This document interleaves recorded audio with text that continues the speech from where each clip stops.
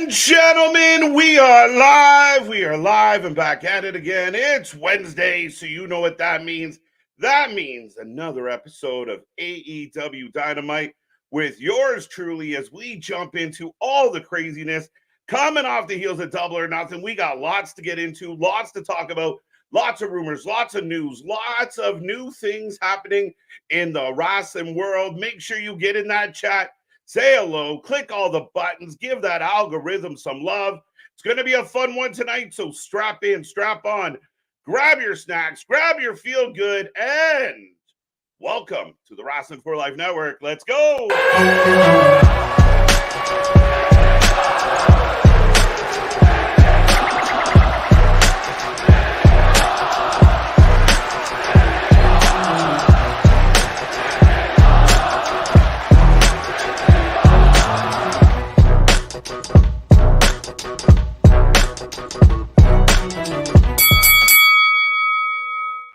Ding, ding, ding. We are live and back at it again, folks. Like I said, we are the Wrestling for Life Network. This is another live stream, and we are rocking and ready to go again as soon as I hit a button. But yeah, no, it's going to be a fun one here tonight. We got lots to talk about. We got lots to get into.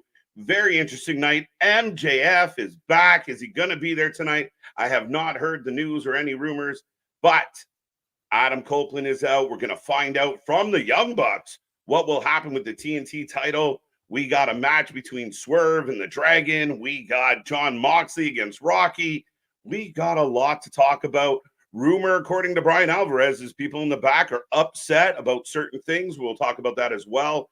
But also the big news coming out of last night, Ethan Page, formerly of AEW, is now in WWE. He did go public and kind of sell us on the idea that he hasn't signed a contract with anybody, but his phone is ready to be ringing. So very interesting. I like the approach. I like the take. Big surprises coming out of NXT last night, including Jordan Grace. But we're going to get into all of that tonight, folks. It's going to be a fun one. Like I said, be a friend, tell a friend, get in that chat. Don't be quiet. Don't be shy. Let me know what's on your wrestling mind. Whether we agree or disagree, we're going to start off every single Wednesday with all the hope that we can muster. We're hopeful that the show was good. We're hopeful that coming off Double or Nothing, there's something to build on.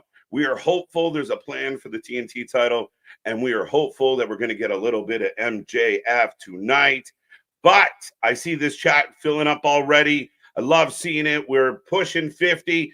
I want to see triple digits, so take this link, share it wherever you talk about wrestling, Facebook, Discord, Reddit, I don't care where. Give them the link, share the Wrestling for Life with everybody. And like I said, it's going to be a fun one tonight. What else is on the docket? Let me see if I can pull up real quick if I missed anything for tonight's lineup. But a lot going on, and very conflicting stories. Is Tony having trouble? Is there an issue with the negotiations? Is he unhappy with what has been offered to him? Rumors have come out that there is. Others have said there isn't. IWGP World Heavyweight, another eliminator, by the way. Ricky Romero is going to go after an eliminator. Casino Gauntlet match. I almost forgot that one as well. So we will determine the number one contender for Swerve's title at Forbidden Door in a Casino Gauntlet match, which I think is kind of like a Battle Royal Rumble-ish shit. Oh, and something that my mind pushed completely out of the way. Actually, we'll talk about a couple other things.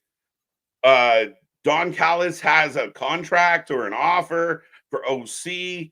Statlander and Stokely will have some answers. Why, Stat? Why? We all knew it was coming. Finally happened. If you didn't know, Statlander turned on Willow. So Stokely and Stat will have some answers for that. And in addition, I didn't want to talk about it. I pushed it into the far back of my brain. But tonight will be the debut of, Learning Tree TV Time, which is all that man is taking up right now. But Chris Jericho will debut his latest talk show, because when you got so much talent that could be using TV time, why not give it to the guy that's killing ratings by the millions? But like I said, let's be optimistic. Let's be hopeful. Let's see what they have in store for us today. We are about 10 minutes away. So I'm going to say hello to the chat. So make sure you get in there. Don't be quiet. Don't be shy as we get up to around 60 already. I love seeing it. I got a feeling AEW might be fairly good tonight. Roddy, coming out of a pay-per-view, we hope it, especially when the pay-per-view is pretty well received. And I think this one was like a lot of the, especially, again, there's going to be people out there that can't stand parts of what we got. Even here on the channel, we had some issues with some of the things that happened. You know, don't ask Big Nick about Bounty Hunter because he's not going to be happy. But yeah, I mean, you want that momentum to roll, to continue to, to grow. You want to see this blossom. And a lot of the news, a lot of the analytics tell us that things aren't going so well. So the pay-per-view happens. Now what? Who goes after Ospreay? Is he still stuck in the feud with Roddy? Will Roddy want another chance at that belt? What will happen going into Forbidden Door? We saw Tanahashi present at the media scrum. CMLL also supposed to be a part of Forbidden Door as well as Stardom, perhaps. So a lot to figure out heading into their next pay-per-view. Hopefully tonight starts it on the right foot. Again, if I'm being honest with everybody who's listening right now, I wish there was a rivalry, like something could generate for Swerve, opposed to just this random battle royal. I mean, that's my take on that. But say la vie, say la vie. We'll get there. But Roddy, good to see you. Damien, welcome back. No MJF tonight. That surprises me. And again, I don't know. I haven't heard it confirmed or denied right now. Again, usually if MJF was going to be there, something big was going to be there, Tony and crew would be all over social media telling us. The lack of that, I mean, again, we get him back at Double or Nothing. He says, no more bullshit. I've changed. I'm back. I'm ready. I'm going to dig in. We need the follow-up. We need to know. And if he's not there tonight, when will he be there? And we need more answers. Is he ready to get back in the ring? Is he healthy? Was that just a hello appearance to kind of get everybody excited? I don't know. I really don't know. But we will find out. No Ospreay tonight as well. That's unfortunate. So again, where we're being hopeful. That's not good news if those two are missing, because those are your two, for my money, the two best in your company. I swear, if Jack Perry looks okay with no effect of the fire on him from the past Sunday, Rockhold, that'll be very interesting. Will Jack Perry be on the show? Will he show signs of being burnt? Will he wear a cane mask? Will he be crispy like bacon? Will he look like Freddy Krueger? What will Jack Perry bring to the table tonight if he's involved? I personally think that it's one of those, Jack couldn't be here because he's recovering. Some crazy psycho set him on fire. But hey, what do I know? Roddy, real fire, cry me. Yeah, it was real fire. That's all right. Cry me a river. Let's go. I guess the rumor is that Adam Copeland has vacated the TNT title. It's confirmed. Adam Copeland has vacated the TNT title. He broke his tibia. We all saw the spot at the cage match. If you didn't see it, Edge, Adam Copeland decided to come off the top rope or the top of the cage. And instead of landing kind of in that back bump style, letting the competitor on the table kind of absorb some of the impact, Cope came down on his feet. And the minute we saw it, we knew it was bad news. Rumor is he's out 6 to 8 months or something akin to that. He does require surgery. T's and P's with Adam Copeland. Big fan of Adam Copeland from my neck of the woods. Hate to see him get hurt. It just was an ill thought out, poorly executed maneuver. And what a maneuver. No, it was not what a maneuver. Good to see you. Odds, Roddy again, Damien again, AJH3. How you doing? How many of the roster are still in the hospital from Sunday? Well, that becomes the question, is not only from Sunday, though, but how many key people on the AEW roster are currently sidelined due to injury, due to, and again, my question is, injuries happen in wrestling, but how many are still feeling the effects of unnecessary injury or self-inflicted injury or injuries? We still know that, Darby, who participated, Not a lot, but participated in the Anarchy in the Arena. He's not 100%. He's not feeling himself. So what does that mean? We will find out. C Money, welcome back as always. Looking forward to getting some paperwork done while listening to KJ suffer through another Dynamite wall. Thank you for that. I appreciate you at least listening to my suffering. What's up, Eric? How you doing? Jay Boy, good to see you. Alexis, welcome back. Ethan Page is now NXT. Huge moment. And if you guys haven't seen it, up in our short section of our YouTube page, we definitely have the response last night to Ethan Page showing up, to Jordan Grace showing up. Both moments completely out of left field. Nobody predicted Jordan Grace. Nobody was thinking Jordan Grace. Our buddy Anthony is still recovering. I'll let everyone out there know Anthony is doing well. We got him a large paper bag. He's been breathing through it intermittently for the last 24 hours, but he's doing okay. So yeah, make sure don't miss. I mean, that's what the good news about a lot of these shows right now is. Don't miss. You never know when you're going to get something new. Somebody new is going to pop up, maybe a QR code, that kind of stuff. They're making the shows must see. And Ethan Page to me is an absolute talent. Ethan Page, like Ricky Starks, to me is a guy that could have got more TV time, more opportunity, more chance to stand out in AEW, and he didn't. And now he moved on. So we will see. Some people try to yawn it off like, oh, not a big deal. But I think it's a big deal because I think he's super talented. And with this marketing machine behind him, what will he do? Sorry, folks. The throat a little dry. Vance, good to see you. How you doing? As we're getting up to that triple digits, let's go. Dying here.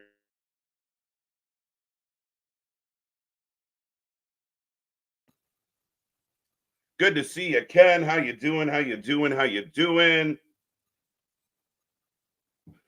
Speedy recovery for Edge. Absolutely. And just because we assess what happened doesn't mean we wish ill on him or we think he deserved it. He was trying to entertain the people. You know, he was trying to give us our money's worth, have a big moment, have a big spot. It just didn't go well. Anybody who's ever seen an elbow from the top, it just, you're not supposed to land on your feet like that. And ouch. Young Bucks planning the finger poke of doom tonight. Could be. Here's my question for the chat. And that guy, welcome. Here's my question for everybody. Who will challenge the Bucks? When will the Bucks have a rivalry? When will the Bucks have something specific that they have to defend their titles? When will they be put on the forefront? These generational tag team talents. When are they going to have to show that off? Because putting them in these matches, putting them in Anarchy in the Arena, putting them in 6-man tags, that doesn't prove shit to me. I want to see them in quality tag team matches. When will that happen? Jojo, good friend Jojo. How are you? I expect the Bucks give the TNT championship to Jack Perry and totally fine with it. Interesting. So no tournament, no battle. Maybe we have a match. You pick Jack Perry versus somebody and they help him win it, or do they just hand it to him? And I agree with you. If this does happen, not that mad about it. Now, it will kind of negate there were other challengers. What happens with the House of Black? We saw what happened on the weekend with the House of Black. Are they just gone? Are they a foregone conclusion? Are they pushed by the wayside? Are they at the back of the line? Where do we go with the House of Black? Or are we just waiting for Malachi and Buddy to go back to where they came from? Interesting. But yeah, I mean, as far as getting heat goes, that Jack Perry move would piss off a lot of people. What's up, Bash? How you doing? Bradley, here we go again. Another Wednesday. As what are we at now? We are about 1 minute away.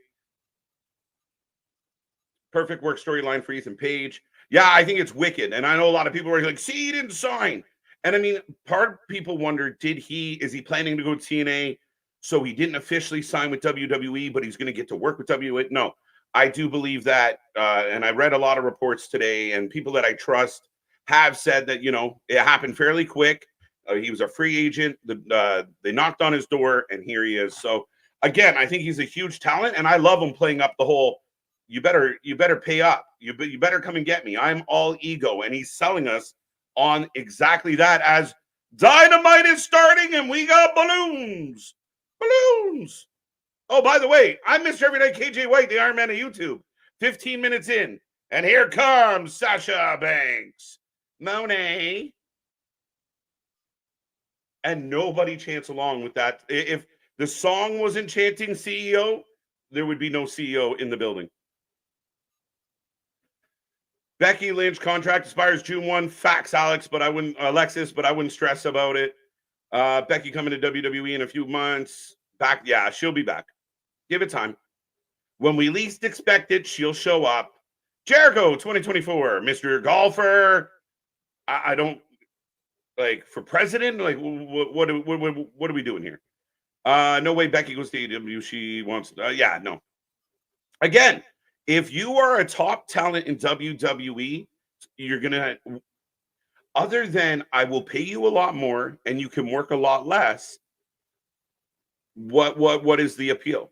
You can wrestle in front of smaller crowds. You can wrestle wrestlers nobody's heard of. I mean, it's a tough sell. Becky's not going anywhere.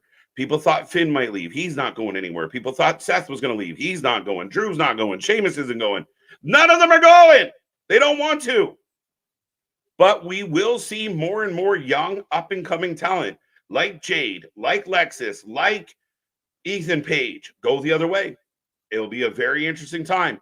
But this is what WWE has done in the past. Okay, you have our vets. You have the people we're not working with anymore, or we've already worked with for a long time. You have them. You have the Hogans, the Macho Mans, the Rick Rudes. And we will go find the Jerichos, ironically. I almost said a name I didn't want to say. But the Dean Malenkos, the Eddie Guerreros. Mix cheer and booze.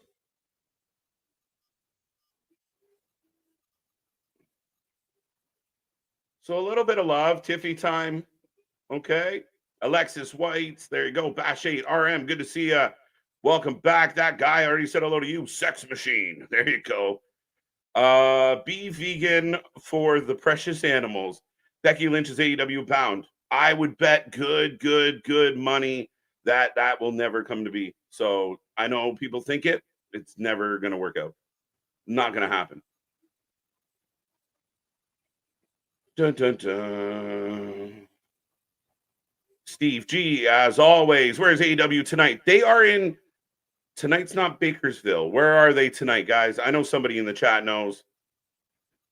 I want a Hangman versus Swerve, but I don't know if that's going to happen. I thought Hangman was going to come back on Sunday. He did not. I was really surprised there was no Hangman on Sunday. Maybe he will, maybe he won't. All right, some cheers because she felt like she tore the house down. Is Ospreay a little banged up after the pay-per-view? Possibly. I have not heard official reports about that. We'll see. You look like Santa Claus. Yeah. Come down your chimney real quick. Jungle Jack burnt jerky legs. AEW, let's go. Robert's always in a good mood. Good to see you, Robert. Fans, I think I got you already. Scott, love the t-shirt. Good to see you. Good to see you. Who did I miss? Boston's in the house. Christian's here. Smile Mark, as always. MXO, welcome.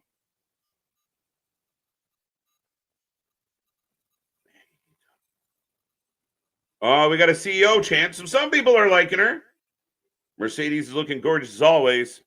That's your cup of tea. CEO boss.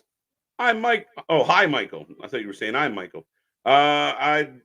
You see tonight's card. Mariah May versus Soraya. Mox versus Ramiro. Chris Jericho segment. Why? Where's MJF on the card? Uh-oh.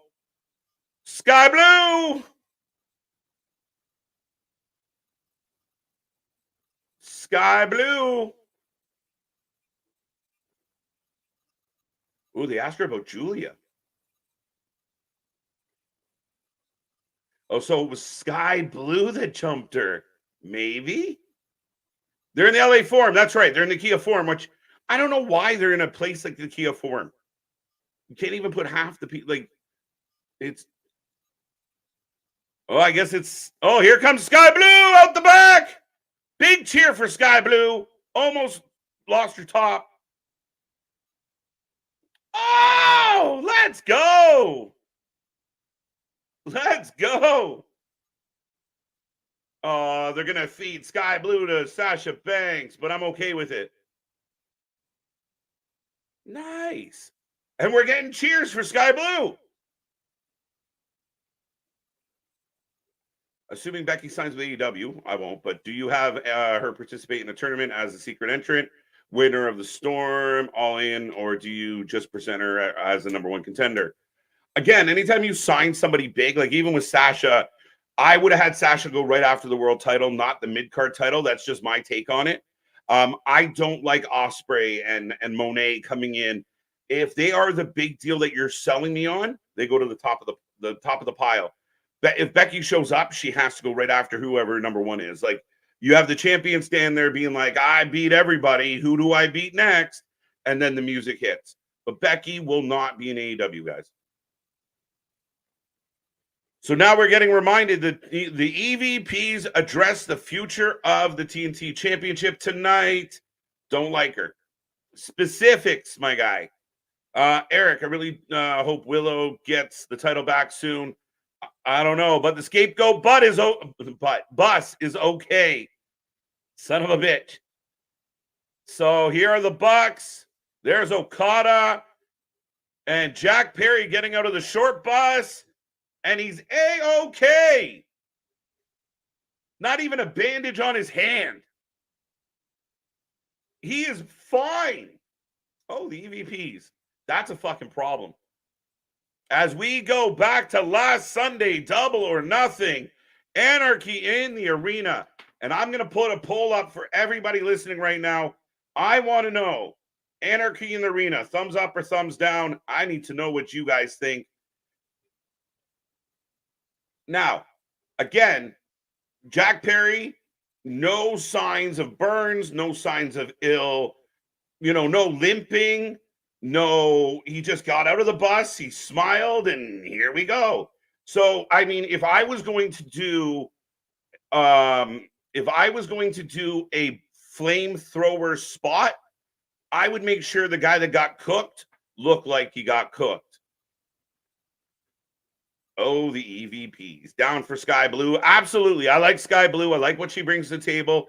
I think Sky Blue would be phenomenal in NXT.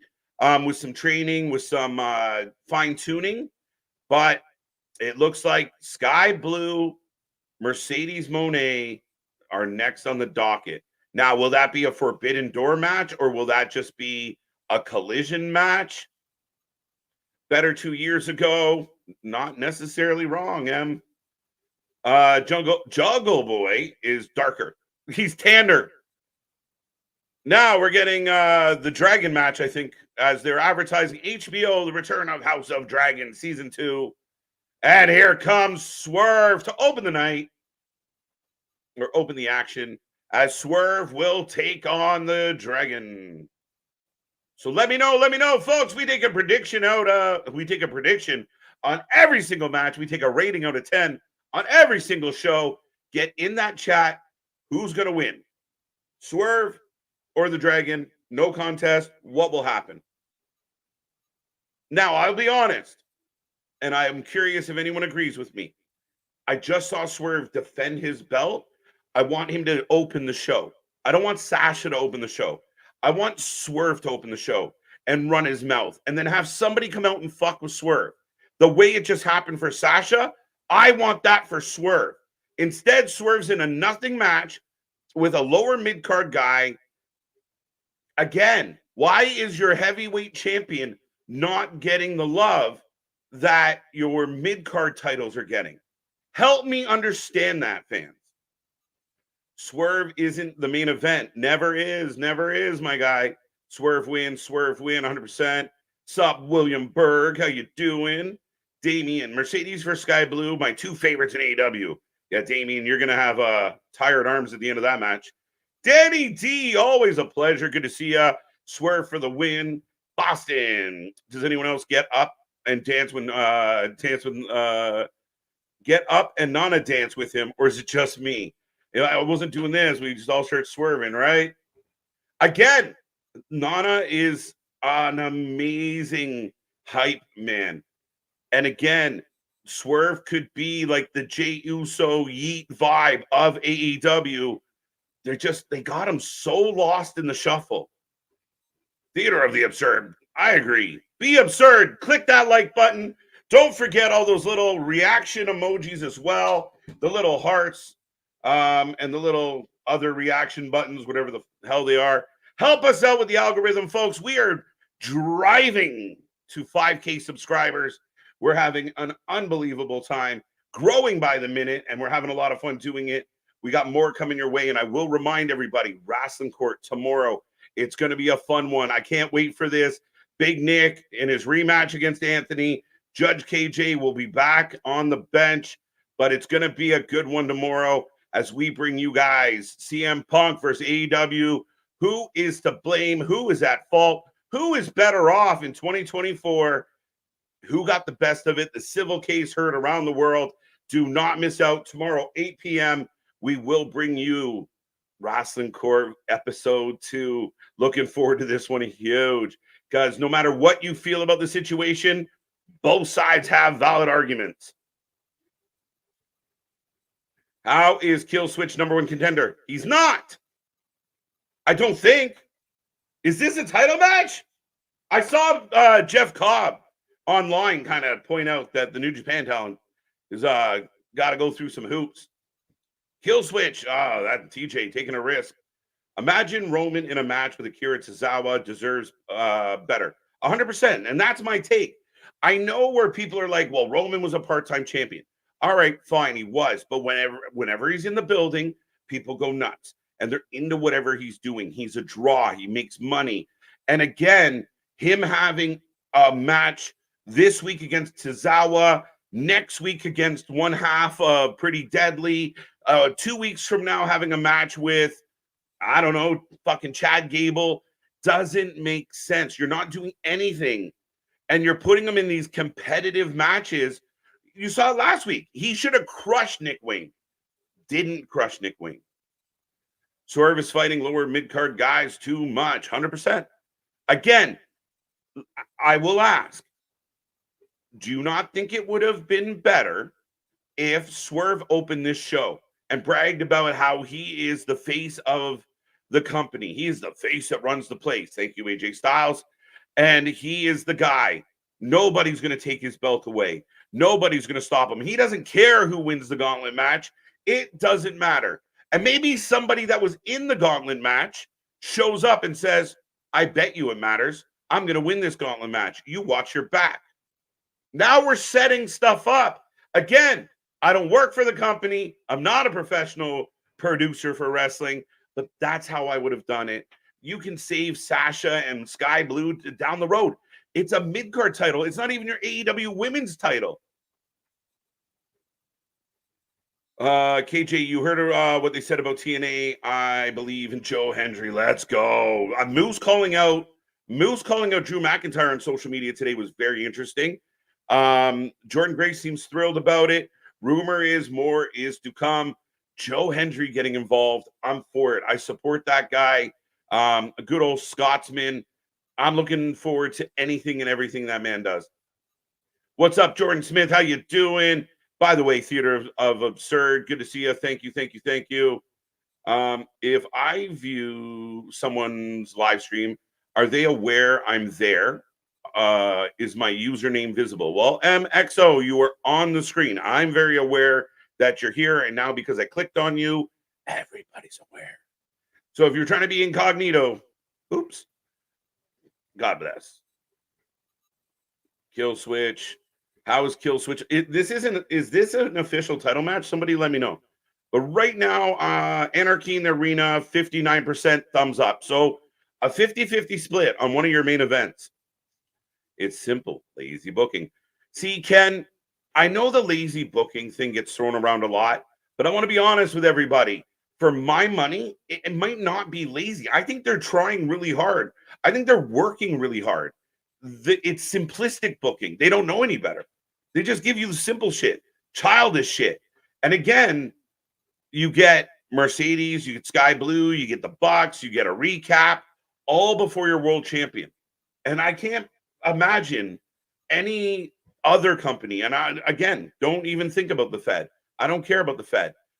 I can't imagine any other company not making their champion feel special. Like, why would he not feel a top guy? He's fighting. When was the last time Luchasaurus had a match? Somebody look that up and let me know. Bucks 2024, Mr. Golfer. There we go. I'm on the FBI witness protection. Oops. Oh, you're in trouble. I'm telling everybody. Sky Blue versus Mercedes Moon. As we go to pitcher and pitcher, and the lowly Luchasaurus is kicking the shit out of the world champion. Oh, can we not click that? Much better in NXT, fighting Trick and others in the main event. Guys, Raw and SmackDown crowds wouldn't know him. Not only will they not know him, WWE prides themselves in trying to set up people for success, especially under Triple H. I know in the past they fucked up a lot of things, guys. I can't change the past. I can't go back and make Vince McMahon fuck off earlier. I can't do it. I'm sorry. I can't. But moving forward, again, Ethan Page could get dropped on the main roster, have a lot of people be like, who? Some people would, some people wouldn't. You bring him into NXT. I said it last night. It kind of gives me Bobby Roode vibes, where he already had it figured out.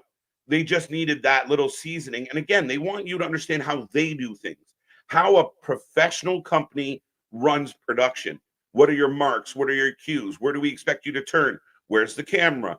Those are all little details that us as fans forget they have to learn. And again, it's different from one company to the next. God damn it. Jade was training for 6-7 months before they'd even let her near TV. So think about that. Beyond that, look what they did with Ethan Page. Look what they did with Tama Tonga. Look what they did with Tonga Leo. They all came in and felt instantly relevant. They don't come in like, no big deal. Ethan Page took out the NXT champion, grabbed a mic, said, I did all the shit that you guys were wondering about, and I'm here. I'm all ego, recognized. And that's how you should do it. Ethan Page instantly gets put on the upper tier, went after a big dog, didn't fuck around, he didn't show up and take out, Ora Mensa. And now next week, Ethan Page versus Ora Mensa, which we might get. So I hate that I said that. But you know what I mean? Josh Alexander versus Oba Femi. Moose versus Oba Femi. Give me the champion, or Josh Alexander versus Oba. Let's go. PCO versus Oba Femi. See who falls first. Who else we got? JV, good to see you, buddy.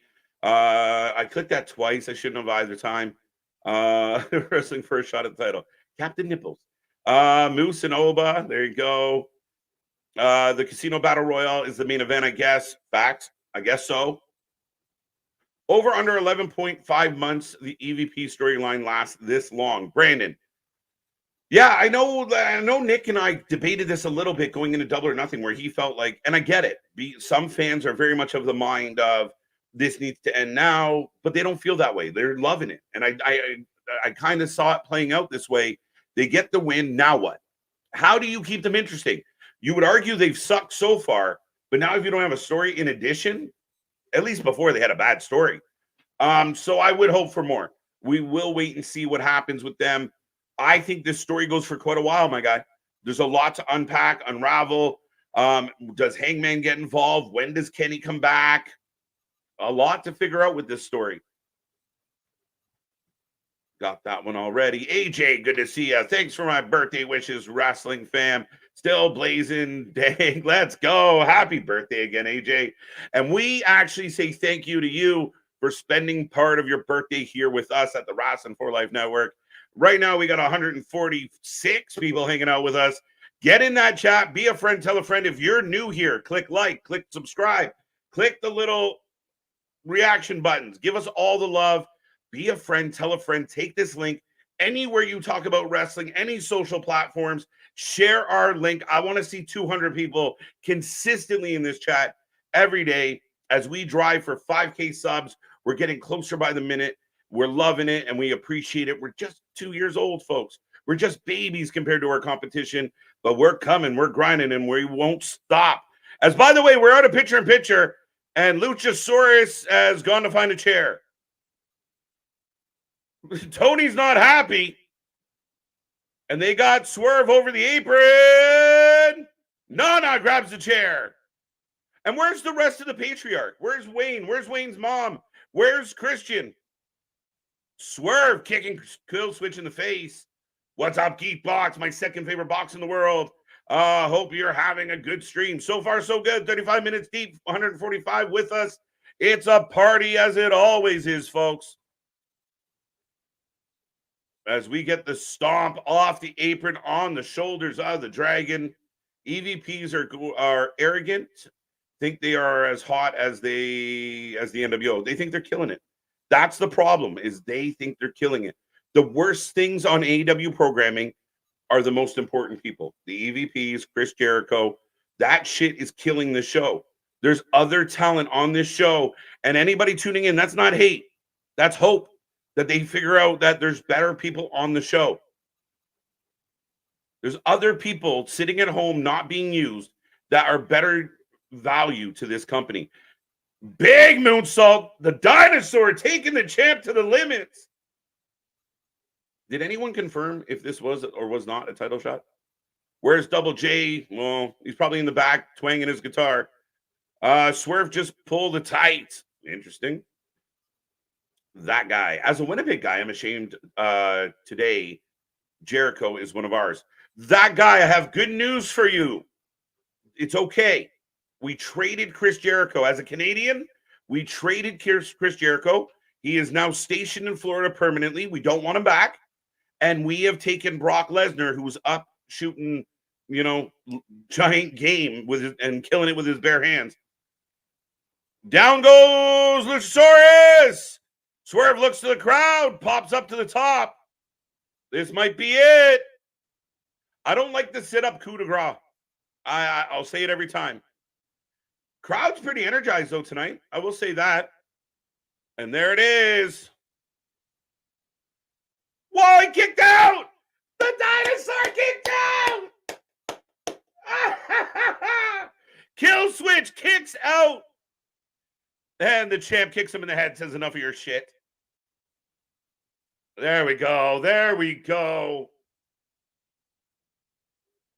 So what with Double or Nothing recap? You're going to have to be more specific, Roman. Good to see you. Year 3, Wrestling for Life learns how to walk. That's it. We're just crawling. We're just figuring life out. We're new to this game. And again, there's lots that we want to do, lots what we're trying to do. And we appreciate everybody that's been here from the ground floor. If you got on the second or third floor as we're climbing, thank you for being here. But again, the fact that right now we're pushing 5K subscribers and there's 150 people watching us, and wow, he's cutting off. Oh, wow, revenge. Revenge. Swerve cuts off, kills Switch's hair. Remember, that happened to Swerve. But yeah, like I was saying, 5K, there's channels out there with way more subscribers, way more time in the game, and we're putting up big, big numbers, and we appreciate it. We love it. We're not bragging about it, but we're definitely boasting. I know, same thing. This match should be over. It should have been. But Swerve gets the win, gets a lock of hair. I guess Lucha Dragon just lost his ponytail. But I guess that is it for Swerve Strickland tonight. And again, just for my money, I would have started the show with Swerve cutting a promo, no unnecessary mask. He should have cut the mask off. Well, we know what some of us, I don't know if everyone knows, but go look at Big Brother highlights. We know what Luchasaurus looks like without that mask. He keeps the mask on. We're good. Sorry, Matt. The ending fell flat. Of course it did. And again, I think if you're going to book Swerve in mid-card matches, he's got to be dominant. As we are getting an advertisement for the House of the Dragons. I don't know if anyone out there is excited for the House of Dragons, but I'll leave that to y'all. So far, 60-40 split on Anarchy in the Arena. So fair enough, fair enough. And again, I didn't hate it. What I I get bothered with is when it gets too unrealistic. It gets too silly. Again, you come running out with a flamethrower. There's 2 bucks there. You don't want to set them on fire, so you don't. Then you go and hide. Then Tony comes out of the tunnel with Jack Perry. On goes the flamethrower. But in that scenario, if you had a flamethrower and your enemies are there, would you not set them all on fire? Not just the lubed up guy, not just the greasy guy, not the guy in the KY. I don't know. But that's just my take, folks. But all that being said, we are in commercial break. We are rolling along. I got 150. Can we get to 200 tonight? If you're hearing my voice, click the like, help the algorithm, take our link, share it with your friends. Can we get to 200 tonight? I'm being greedy, folks. I want it. But we are back tomorrow, Wrestling Court, CM Punk versus AEW and the EVPs. Who's to blame? Who's at fault? Who's the real cancer? And who's better off now? Big Nick will take on Anthony. It's going to be a fun one. If you haven't seen episode 1, when I finish upstream tonight, go check out episode 1, The Trial of Tony Khan. And we got more Wrestling Court coming your way. We got more interviews coming your way. We got more members-only content coming your way. We're up to a lot, and it's going to be a whole lot of fun. So get in that chat. Don't be quiet. Don't be shy. Let's see how high we can get these numbers tonight. But I want to know what's on everybody's mind as we're in the commercial break. Are you happy? Did you like it? How did you feel? Keep hurting Swerve. They're not helping Swerve. They're definitely not. The saving grace for Swerve is a star. Swerve has charisma. Swerve is intelligent. So for me, Swerve is surviving, and people still want to see him. That is going to fade out. You got to get him in something compelling. You got to get him in a rivalry that matters, even if it is Hangman. And I know we beat the Hangman thing to death, but at least that story between him and Hangman was interesting. There was venom. It mattered. You wanted it. We're not saving finishers anymore. Not in AEW. It's never been a thing. Swerve cutting hair? Yes, Swerve cutting hair. So we got the barber, Swerve, chopping hair. By the way, when did Little Caesars come out with pizza puffs that have macaroni and cheese in them? For us Canadians, craft dinner. Do Americans have craft dinner? I don't know. That was a 25-minute waste of time. That's fair, Bash. It didn't really move the needle. I'll put it that way. Oh, no, he didn't. Probably. What's up, Kevin? How you doing? How you doing? How you doing? As we come back out of commercial break, Tony standing with a mic. Shivani, not the other one. Yep. So now, Sky Blue.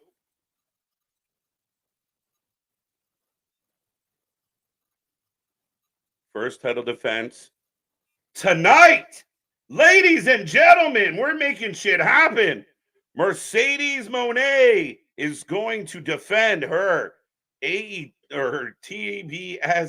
title against Sky Blue tonight. And just when you want the show to get better, there's a fucking tree in the ring. Why is there a tree in the ring? I know why. Oh, but we go to Moxley.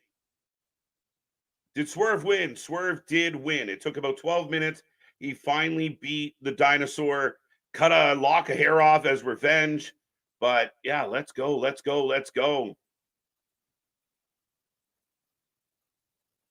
There you go. So Moxie saying I'm a one-arm man. I'm far from 100% as he comes off his victory over Takeshita at the pay-per-view. And honestly, I thought Takeshita should have won.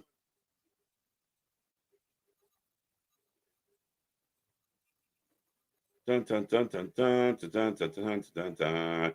Remember, ladies and gentlemen, we have the super chats, super stickers. In case I miss your comment, I do my best. We try and click on every single chat message that we get.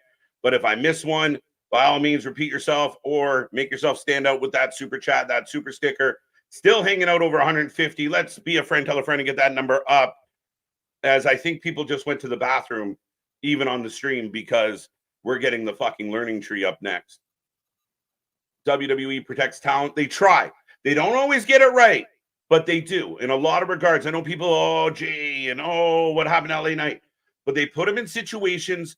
Jay's still a superstar. It's not like next on Monday, Jay's going to come out. We saw it this Monday. Jay shows up. The crowd goes nuts. The crowd isn't, oh, you got buried. No, the crowd loves him.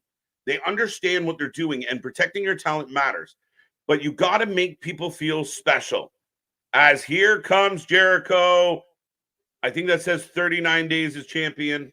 It's gross. No, KJ, no. Yes, I don't know. I heard the crowd pop when they saw Ethan. When they saw Ethan's face, KJ, I thought they popped huge. I saw Killswitch beat Wardlow for the TNT title on the first episode of Collision. I was pissed. Still am. There you go. MDB in the house. Mike N, good to see you. You would think that Tony would have his champion do a few squash matches, not struggle with nobodies. A fact. And again, less is more. Swerve doesn't need a match tonight. Swerve didn't need that match tonight. That match doesn't help Swerve in any way, shape, or form. Doesn't hurt him overall, but at the end of it all, what are you accomplishing? But here's the asshole known as Chris Jericho. Oh, TV time. I almost want to turn this off and talk about something else in the interim. Anthony, I see you in the chat. I haven't got to you yet, my guy. I hope you're doing well. Big shout out to Big Nick as well. Hope he's doing wonderful. As it kind of there we are. Odyssey Jones has been training with Ricky Starks. I saw a clip. There you go. There you go.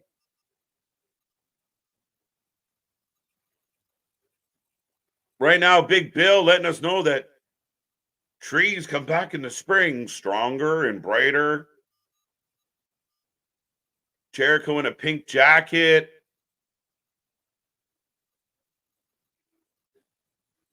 Yeah.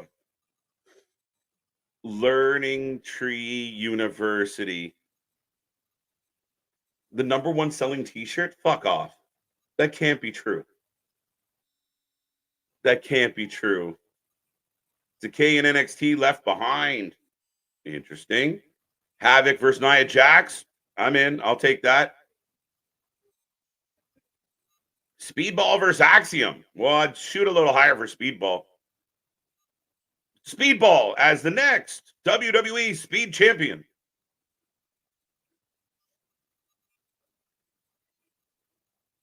Is he the For the World? This is so fucking bad. So fucking bad. I know Nick was like, but it's campy and I can't get it. You have so much talent on your TV. Imagine giving this much time to Swerve Strickland instead of this asshole. We're going to miss Jericho when he's gone. I doubt it. If he ever fucking goes. I'll tell you what, when he leaves, I'll let you know how I feel about it. Heel tunnel is left or right. I think it's left, but I could be wrong. Assholes come running out of it all the time. I have no idea. We don't need this BS. It's killing. Everyone's gone to the bathroom.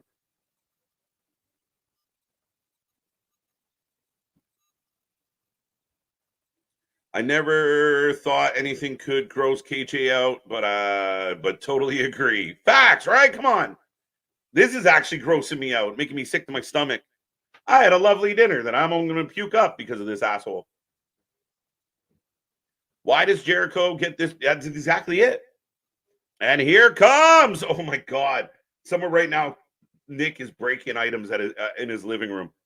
As the bounty hunter, Brian Keith, the newest member of the Learning Tree.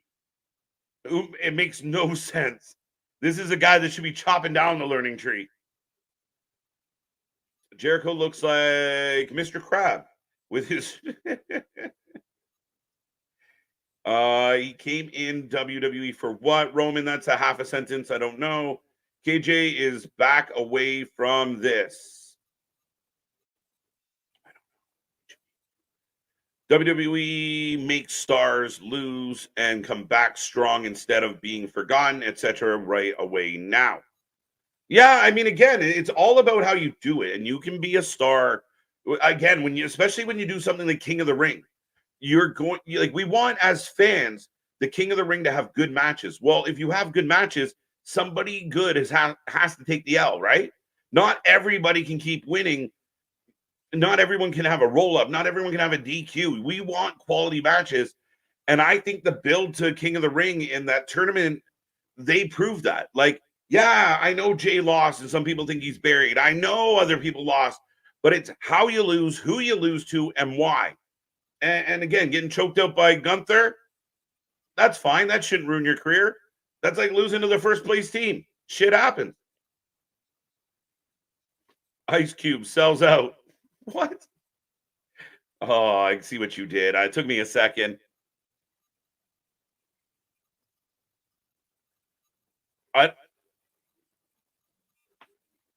The crowd is, what is the crowd murmuring at Jericho? The best promo in the fucking ring right now is Bounty Hunter. Thank you so much, DSK or D Skills H Town. The Jericho Act isn't helping anyone. It's fucking boring. The crowd is dead. Nobody likes it. It's fucking awful. Again, if everybody was booing and I didn't like it, that's on me. It's not my cup of tea. Nobody fucking likes this shit. Again, I had to watch Swerve Strickland, who I'm a huge fan of, get a 12-minute nothing match with a lower mid-card guy that we never see in ring. And Jericho's going to get 15 fucking minutes of promo time. Oh, the hook light is in the sky, folks.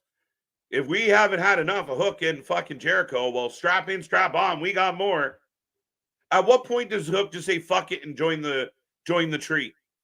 As security's got Hook, but here he goes beating up security guards again. Crowd chanted, shut the fuck up. Thank you. Okay, there you go. Thank you. We got Hook. Joe. Samoa Joe, where the fuck? Jericho should know better. He is getting a go-away heat. The dude is fucking awful. And anybody that can convince me otherwise, I am all ears. But nobody's reacting. Nobody gives a shit. And Joe says something to Hook, and they leave. So Joe says to Hook, not today, not right now. And Jericho doing his fucking wave. The problem with the Jericho thing is, one, it's identical to what the Bucks are doing. The Bucks are doing the exact same thing. So if they all want to act like, put them together. Don't do the same gimmick separately. Bullshit. Two, it's not working. The, please retire chants aren't because he's got good heat. Sorry, Dave Meltzer. I understand that your head is wedged very deep in the rectum of Chris Jericho, and you're terrified to upset the guy. But the truth is, Jericho is killing ratings. He is the Ted Bundy of fucking ratings. And every week, this guy pisses me off. Did they borrow the set from the Teletubbies? Facts. So now we're getting a package for Stephanie Vacour, the hard-hitting luchador from CMLL. Hello, we know Stephanie. I don't know if everyone out there knows Stephanie, but she is your CMLL women's champion. I guess she'll fight Toni Storm? At least they're giving us a package. No, she is a badass. JV, she can wrestle. Stephanie, yeah, we've watched many streams with Stephanie, working the independents, working New Japan. Stephanie can go. I'm a fan. Joe said to Hook, get away from the ring so none of the creative shit splatters on you. Christopher, probably. Get the fuck away from this nonsense. Segment was awful. It is fucking awful. Awful. And he thinks because he wants it to be awful, when you say, Jericho, you're awful, he goes, I know, I'm trying to be awful. That's what he thinks he's doing. He thinks he's outsmarted everybody. He hasn't. But here comes Jon Moxley, still bandaged up. He will be in an eliminator match between himself and Rocky Romero. If Ramiro can win, I hate these fucking eliminator matches. I'm not going to lie. Bend Hook. I do like Jericho's pink jacket. Fair enough, Tony. I'll give you that. I'd rather watch the Viagra and a pole match than Chris Jericho. Chris Jericho feels like late day WCW when they were doing real campy, the finger poke of doom, the goofing around, the fucking awful segments, the, staggering out the ring because they'd been boozing all day. Pointless. Absolutely fucking pointless. And again, if you are out there right now thinking, I really like that, I'm listening. Tell me what I'm missing. I'm sick of the eliminator matches. We've had 5 in 2 weeks. 4? 5. We had one of the pay-per-view. And I thought they made it an eliminator match so Moxley could lose, but we know Moxley doesn't fucking lose. Woo! All right, I'm going to take a drink. You guys keep talking amongst yourselves. I got 175. We're so close to 200 tonight. If you can hear me, drop this link with your friends. Let's get 20 more people in this chat tonight. I want to see 200 large. As here comes Rocky. The Azúcar. The fuck's an Azúcar? Anybody? What's an Azúcar? Has there been a belt on every segment so far? Opening segment was Sasha. Second match was Swerve. Third match was Jericho. So technically, fourth match, yeah, all the gold. Every segment has had some type of championship. Not all AEWs or titles that they recognize, but we're off and running. I didn't Rocky so small compared to Mox. That learning tree segment, all right. Let's do this. Let's do this, folks. I want to know. I want to see numbers. I want analytics. Let's figure this out. Jericho's TV. That's all Jericho's doing is taking up TV time. There is young, talented wrestlers that have signed with AEW that as AEW fans, we deserve to get to see. And this motherfucker shows up every week and eats up minutes and kills ratings and bores the fuck out of everybody. He has shit matches, shit promos, shit ideas, shit segments, shit factions. It's all shit. Shit. All of it. Time to bleed the game. Moxley's arm still banged up, like I said, from Takeshita. Another match nobody cares about. Facts. And again, guys, let's be real. Not every wrestling show, every episode, every match has to be paramount. Like we do on all companies across the board, there are matches that are just filler. You two are going to fight today. There's nothing really percolating, but we need to kill 12 minutes, 8 minutes, 9 minutes. I'm okay. It's when it's nothing after nothing after nothing. Tony Khan has to put the stipulation up because it feeds the possibility that if the opponent wins, they deserve a title shot, but I hate it. No, again, you have a ranking system that you don't use, that you ignore. But if Rocky or like this is, when people say lazy booking, I disagree. It's simplistic booking. It's childish booking. It's what you would do if you were booking your own shit and you were a 13-year-old kid in your room playing with yourself. Pause.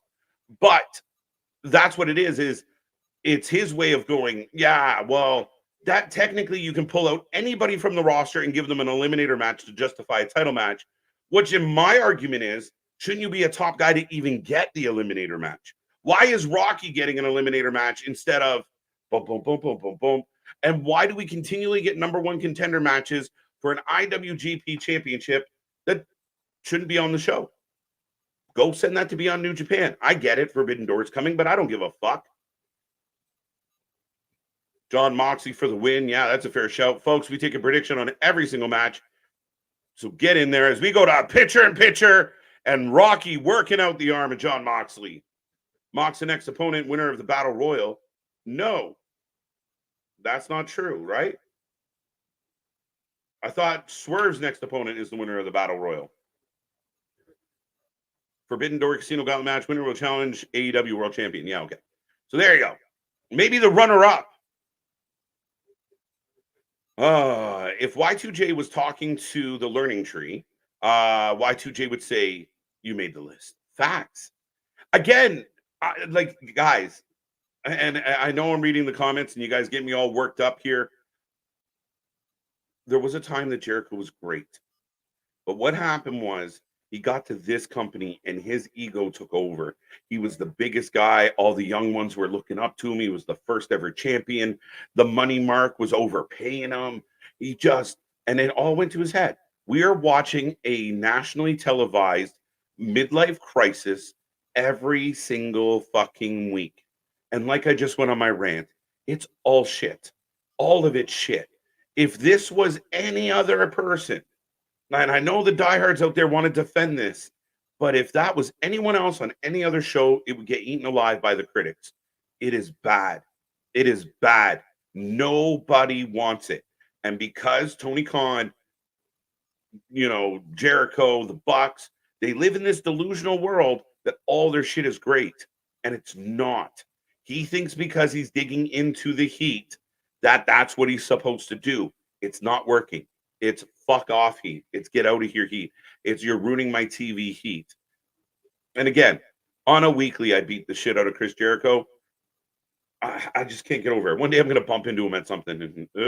It's what you book if you want viewers to leave. Facts. Lohan Foot. I don't even know how to say your name. Call you Lohan. There you go. What's up? Yeah, that's what you do. M says MHF is too late. He left. It's too long. I think you meant MJF, maybe. Yeah, I don't know what's up with that. At this point, I feel like I could be the number one contender in AEW. You could be.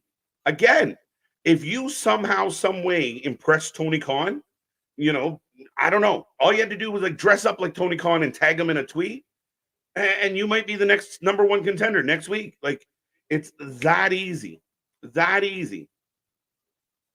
That ranking system was BS to begin with. He left it behind so quick because it just books you into a corner. We said it when it happened. Remember when he went out of his way? He did it for like 2 weeks, and then he didn't do it. Then he did it for a third week, and then he abandoned it. I told you the problem is with the ranking system.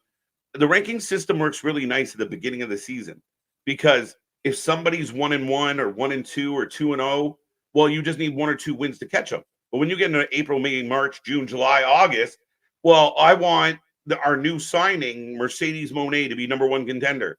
Well, she's got to win 9 matches because other women have been wrestling for all this time, as an example. We're back from picture-in-picture. Superplex from the top. One-armed Moxley taking down Rocky. What did Alexis say? What did I miss? Moxley. Oh, I got that one. Okay. Rocky is on a losing streak. Yeah. Why is he fighting so many people in eliminator matches? Rocky is what you call a good hand. He is the Dolph Ziggler-esque wrestler of AEW. Put him in the ring with Rocky. Rocky will give you a good 12-minute match, and everything will be okay. Just crawl on the floor. 21-man battle royal. Just a question. Why did the casino battle royal with 21 men not happen in Vegas? I'm calling it now. Mariah May is winning that Owen Cup, and then she's going to beat Storm at All In. Pal, I like it. Do I think it might happen? There's a chance, but I don't know. I don't trust the booker. Wow. Big cutter. Hit the thumbs up on the stream. Message Al Gore's rhythm. MDB, I appreciate you, sir. But yeah, hit that thumbs up. Hit those reaction buttons. I want to see little hearts and shit jumping up on the screen, folks. Get in there. Be a friend. Tell a friend. Share this link. I want to get to 200. We keep teasing. Super Ego took over. That's it. This shit didn't stink anymore. And everybody, no matter what he did, oh, Jericho, you keep reinventing yourself. And every time he did something bad and it got reinforced, he got worse and worse and worse. And this is why when you have a lack of a creative team and lack of creative control, and you don't have anybody to look at somebody and say, that doesn't work. You tell me if Chris Jericho tried to do what he's doing right now for the last month on WWE programming, that somebody in WWE, for example, Triple H, wouldn't look at Jericho and say, bro, we got to fix this, or it can't. Like, you don't think someone's going to step in? But there is no cojones when it comes to Tony Khan, so it doesn't happen. They stopped playing Judas. They did. They had stopped that a while ago, which was ironic because when he was a heel, originally they played Judas all the time. Then he became Lionheart, was more babyface, so they stopped playing Judas. Now he's got a whole new song. Back in the day, you would have champion wrestle a non-title match and get upset. Then that person would get the title match. It's not that hard. Yeah. Yeah. Mm-hmm. Yeah, you'd have something happen. Right? But KJ, what do Rocky got to do with Mox? When should we be going at Don Callis? Again, guys, it's that's the confusion in the booking. Bradley, I almost called you Brady. Bradley, thank you so much for the super chat. We do appreciate it. Remember, folks, that's your way to guarantee you get clicked. Congratulations on what will be your 500th audio episode tonight. Wherever you find your podcast, ladies and gentlemen, best trio on YouTube. Thank you, KJ. Bro, I didn't even know, but thank you. I'm not even sure what number we are at for live streams. 500 audio episodes. That's insane. Yeah, go check us out on Spotify. Anywhere you get your podcast, you can listen to the audio version of our nightly streams. And again, for some people, might be better viewing. But no, thank you so much, Bradley, for the super chat, for the kind words. I appreciate it. 500. Ooh. Big clothesline by Mox with the with the other arm. Okay. He seems a bit manic. Me? Probably. Big DDT. Swerve's opponent will be from a battle royale. And Moxley gets the win with one arm. And more likely a New Japan guy, so we have to wait until Forbidden Door for another true feud. Yeah, absolutely. EVP, Jericho, and Moxley's hurt the company with their egos. The one thing I will say, listen, I have my issues with John Moxley, but at least Moxley can bang. He really can. And I know he knows sells. And I know there's criticisms about Mox, but he at least seems like an adult. At least seems like he's not talking to me like I'm a kid. You know, he might be telling me that he's going to split my head open and drink my blood and crush my bones and, eat my shit. But I mean, at least he is an adult professional wrestler. I mean, he almost deserves to have a better title than the Japanese title. No offense to the IWGP, but if he's going to be around and having title matches, give him one of your belts. Oh, so now Samoa Joe is fucking with the learning tree. Basically, this is going to be on our time. So Joe is with Hook. How you feeling about it? And we got 74% thumbs down on TV time. So 26% of people gave it a thumbs up. I worry about you people. Do they know how to go to commercial and work the crowd? The pitcher is lazy. Again, out of all the things to complain about, I don't mind pitcher in pitcher. I mean, I'm not really paying attention to the commercials. I'm not really paying attention to the little box either. So it is what it is. Whether it's a full screen commercial or not, it is. It's different. I give them credit for being different. Who else we got here? Do you think the Le Sex Gods was funny name, though? Yeah, it was a funny name. Absolutely. Why not? But I do think that I think Sammy's another guy that needs to stay away from Jericho. Y2J suit wearing Jericho was the best one. Listen, I was a fan of Jericho. There's a radio station in Canada that, when people fuck up in sports, they do you just made the list. They quote the guy. He has had a Hall of Fame-esque career. He's just becoming, to me, it's like Jordan on the Wizards. Just didn't work. Doesn't work anymore. Give it up. hang up your boots. We're good. Take a break. And I don't even feel like you should retire. He just has to be in better shit and can't be on my TV every single fucking week. Jericho will beat Cody in 2025. Now you're just trying to hurt my feelings. I don't know. It'd be very curious to see if Jericho's contract expired, it expires in like 7-8 years, guys. He's not going anywhere. But if he ever did have his contract come up and he was at the end of his career, would the powers that be at WWE welcome him in for a run? I don't know. I'm not sure. Yeah, Mox has been doing cutters a lot lately. It's one of his new things. It's just a transition move from Mox. When Mox does a cutter, it's just a move. Becky versus Tony at All In. People can hope. People can hope. It's not going to happen, but people can hope. Tony is scared of his favorites taking a loss. That's why this is happening. It's a big point, right? And that's a big problem for Tony and Tony's booking. Again, when you're so worried about other people's feelings, when you can't freely make the right decisions for the company because of friendships, because of relationships, because of nepotism, then you're fucked. And that's what happened in WCW. That is what's happening in AEW. I really don't want Jericho to do this. I would love Jericho to go under. I'd love Mox to take a loss. I'd love the Bucks to do something better, but I don't have the balls, or the ability to tell them to not do what they want to do. Here comes Don Callis, so the riveting segments continue. Jericho is Karl Malone on the Lakers. I'll take that. Jericho is Jerry Rice on the Seahawks. Even better. Shaq in Boston. You guys get me? You guys get me? As Peckerhead Callis is now in the... And see, if Jericho was getting that kind of reaction, I would shut up about Jericho because it's just my opinion. But Callis is getting more heat than Jericho. Apparently, Jericho needs to go under the learning tree and figure out how to fucking get heat again. If Nick does a Wednesday, can we get a blood pressure? Yeah, right? That's why we let Nick midweek calm down and cool off. He's getting ready for his big trial tomorrow. But Don Callis has a contract for OC?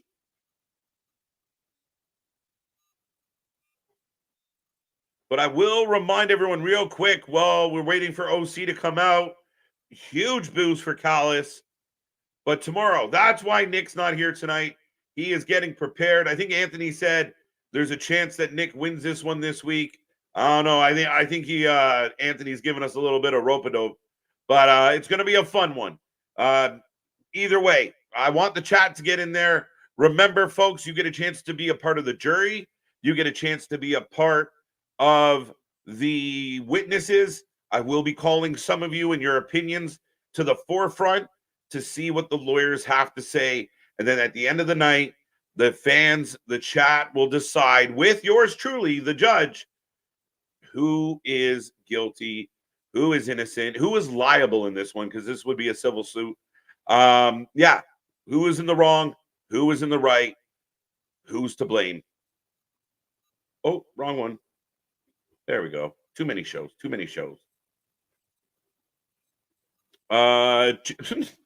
Excalibur just called Callis a cheap bastard. Jericho is the unwanted hemorrhoid you can't itch away. If Nick wins the trial tomorrow, then we get a pizza party. Ask Nick. That would be his department. Buying everybody pizza. I said that to him last night. I'm like, dude, you got punked. Don't lose.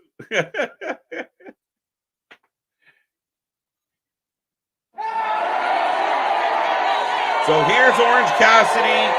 Callis. I don't understand this. Didn't Trent turn heel, guys?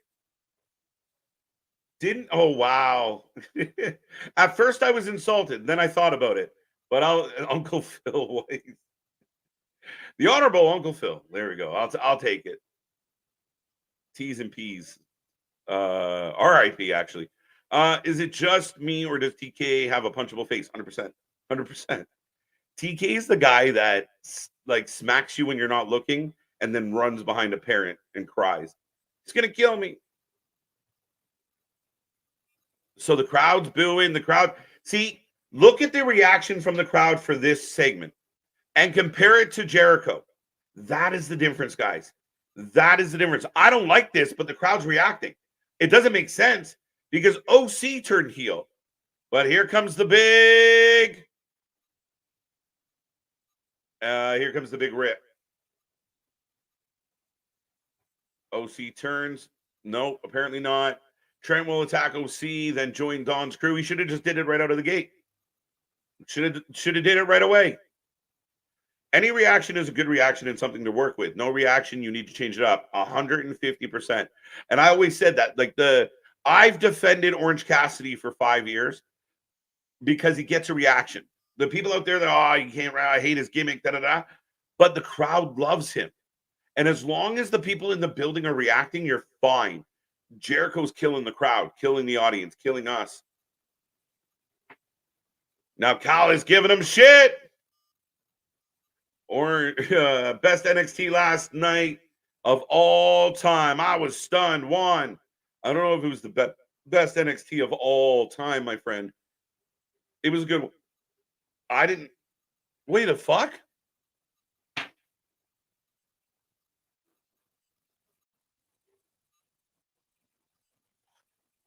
Ladies and gentlemen, Statlander and Bibbins are here.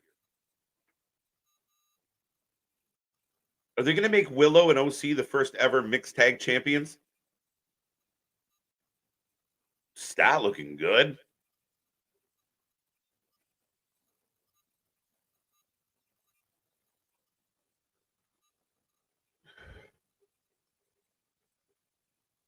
So Statlander is accepting the invitation on behalf. There's Trent! Looking good, too! Let's go! So Statlander's a heel, Bibbins is a heel, Callis is a heel, Trent's a heel, OC's getting the shit kicked out of him. Callis and Jericho bring the wrong heat. They have turn-off heat. Callis gets more genuine heat than Jericho, though. Listen, the loudest the crowd's been all show has been this segment here right now, guys. And that's, again, me just being honest. When people say all I do is pick on AEW, this is me being honest, that legitimately there's a good level of heat, and Trent beating up OC is great. It's great. You shouldn't have had Don try and recruit the babyface, though. Doesn't fucking make sense. It's ass backwards booking. Chris Stat looking good, man. Damn, Statlander. Yes, he is.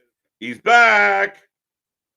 Trent wants a hug from Callis. Do it. Let's go. Stop fucking around. We got the hug. We got the hug. Trent lost OC twice. Why should Callis want him? Facts. That's why Trent joins Don Callis before he loses twice and gets a win.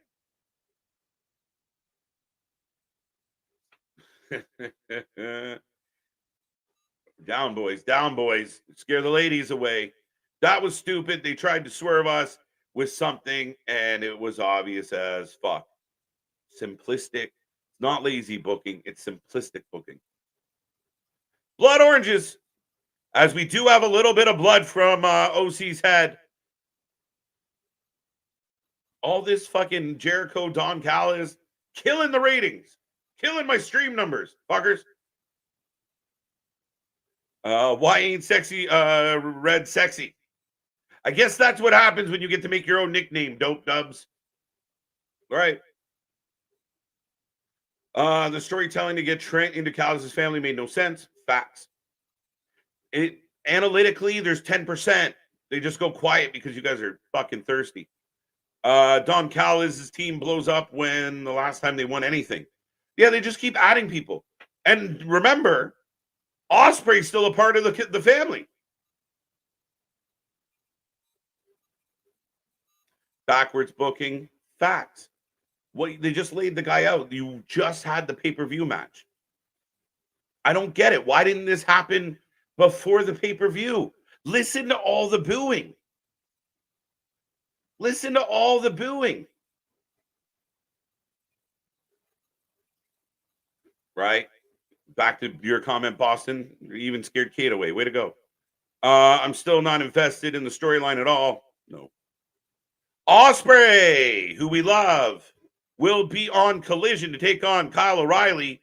And here is Mac Daddy and Danny Garcia.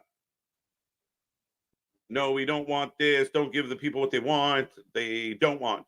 Don't give the people what they don't want. I'm trying to give it some love. I really am trying to give it some love. Any JJ sightings yet for Keyshawn? No. As we got Renee Paquette with Daddy Magic, who's become a commentator just for Danny Garcia and Danny Garcia. Don just broke his leg, might have. OC kind of deserves this.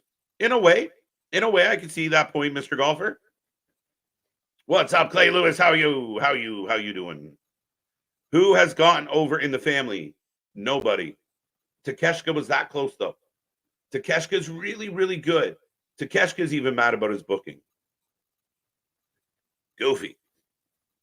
My grandma has the same shoes as Don Callis. I don't know what that backstage segment was about. I'm sure it was riveting.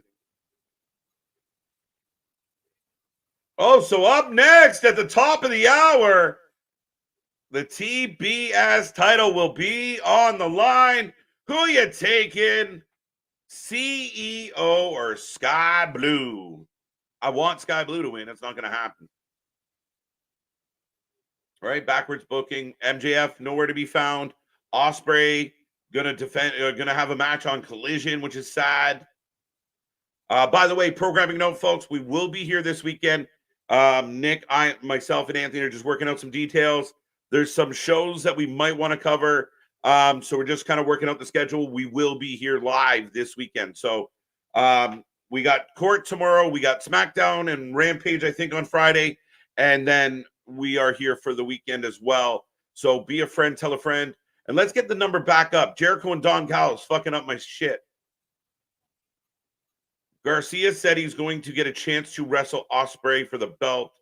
That's all it was. Okay. How did he get there? That's interesting, but thank you, K2.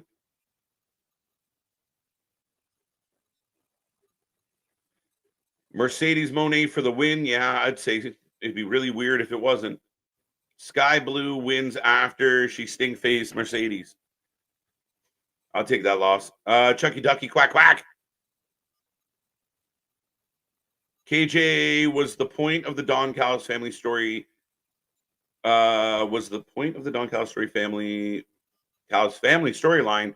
I mean, was the end game with the story. Michael, it ends up being backwards. In my humble opinion, the way they booked it, the minute Trent turned, it should have been revealed that Callis was part of why he turned. Leading up to Trent turning, you could have had Callis in his ear. You could have had some moments where Callis was like, you don't want to be with these losers. And then he turns, and then they unite.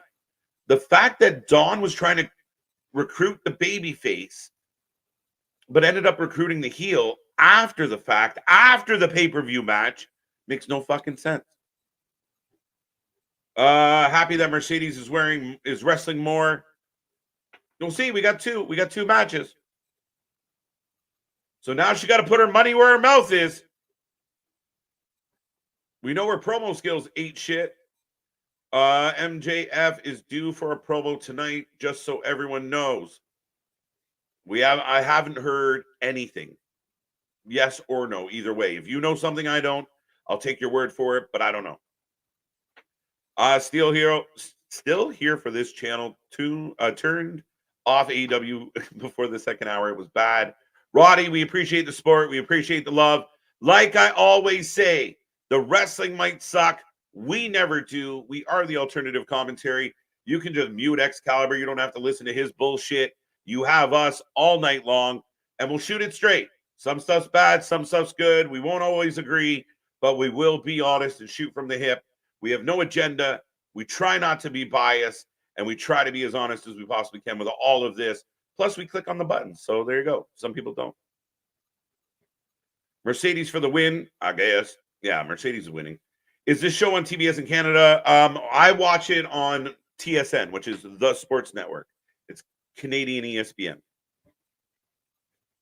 GCW tournaments this weekend? Yeah, smile mark. I didn't say it, but the Cats is out of the bag. There's 2 big tournaments this weekend for GCW, both 5 p.m. Eastern time. We're just seeing if our schedules and our personal lives allow us to cover all of it. So stay tuned. Click the little bell. We will be popping up this weekend. Quiet, Keyshawn. That's not very nice. I'm sick of Kyle. Yeah, no. Stop that. How can you ask for more Jarrett and less Sky? Come on, Keyshawn. You're killing me, Smalls. We've got Chicago versus Boston. Classic rivalry. Laugh my ass off. There you go. And MLW Battle Riot June 1st. Maybe. We'll think about it. Rampage will be on at 6 p.m. on Friday. We will not be here for 6 p.m. on Friday. We will be here for SmackDown. So we'll give you guys a recap during the pre-show of what is happening on Rampage. Or what happened on Rampage. Daniel Garcia is climbing rankings. The rankings that don't matter. Facts. Again, selective rankings, selective rules, selective booking, selective storylines, selective angles.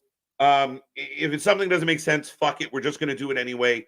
And that's my disconnect. I know the fans out there, and there are diehards. And if you love it, you love it.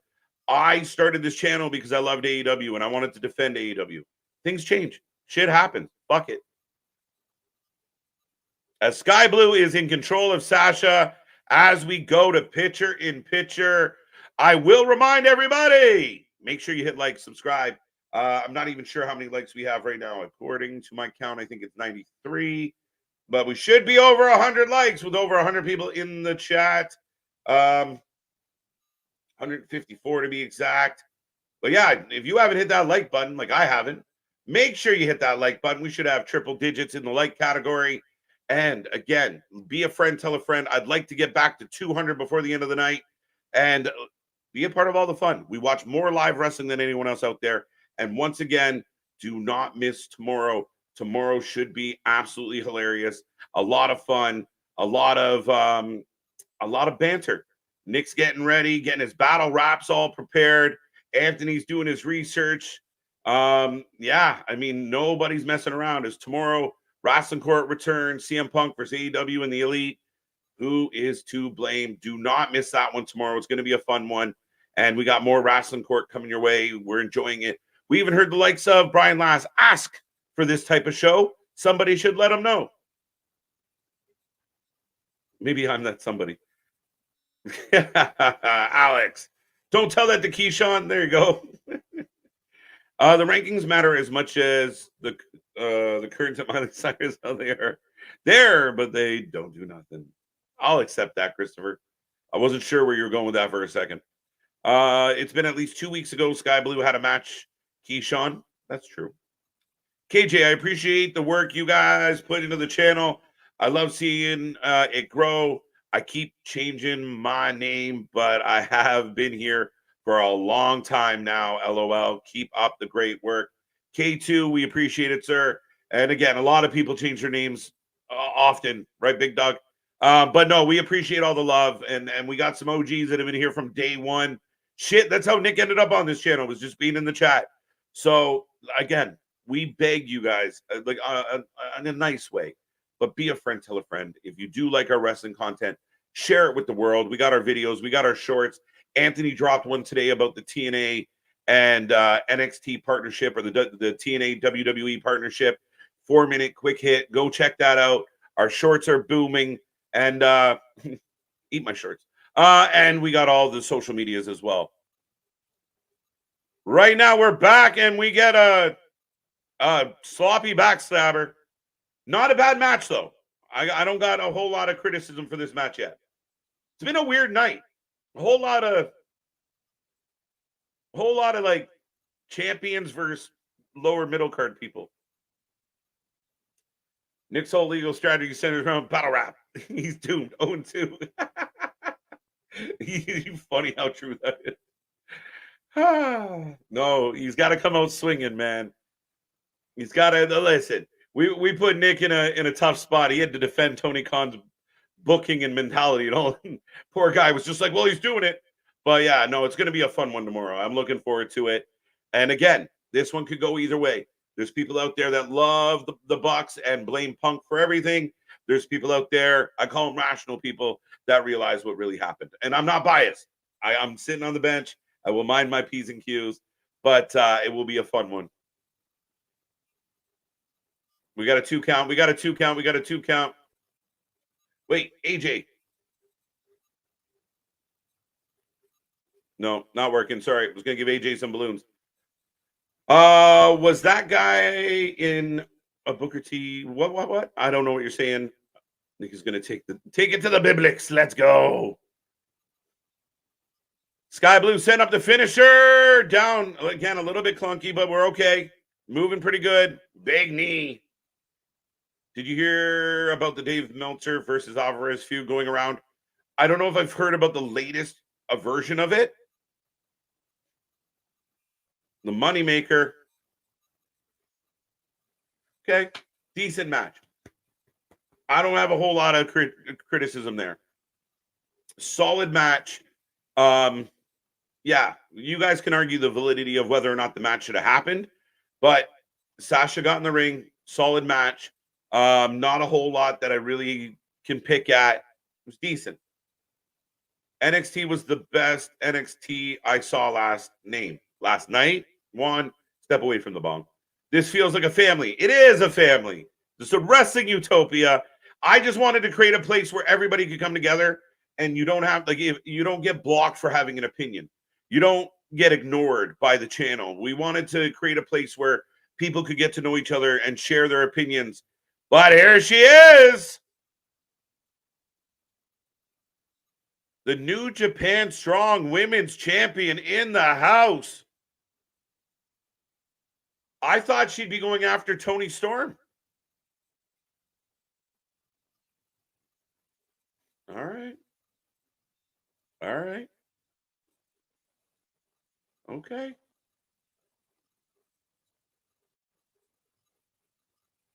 Where is Kiera Hogan? On her way back to TNA. Where's Red Velvet? I have no idea. Maybe to NXT. Athena, Ring of Honor. I think. Mercedes Martinez. I have no idea. All the above. Keyshawn, I'm confused. As we have Bibbins and Stat again. Stat's new attitude. I like it. And I love Bibbins. Day one. Let's go, AJH3. Ethan Page will have a better debut than that Starks. Then Starks, like Ricky Starks. I don't know about that. But Ethan Page made an impact, and that's what you do. You come in, you make an impact, you make it matter. If you're going to bring in somebody and you want us to believe it's a big deal that they showed up, actions speak louder than words. It's that simple. Actions speak louder than words.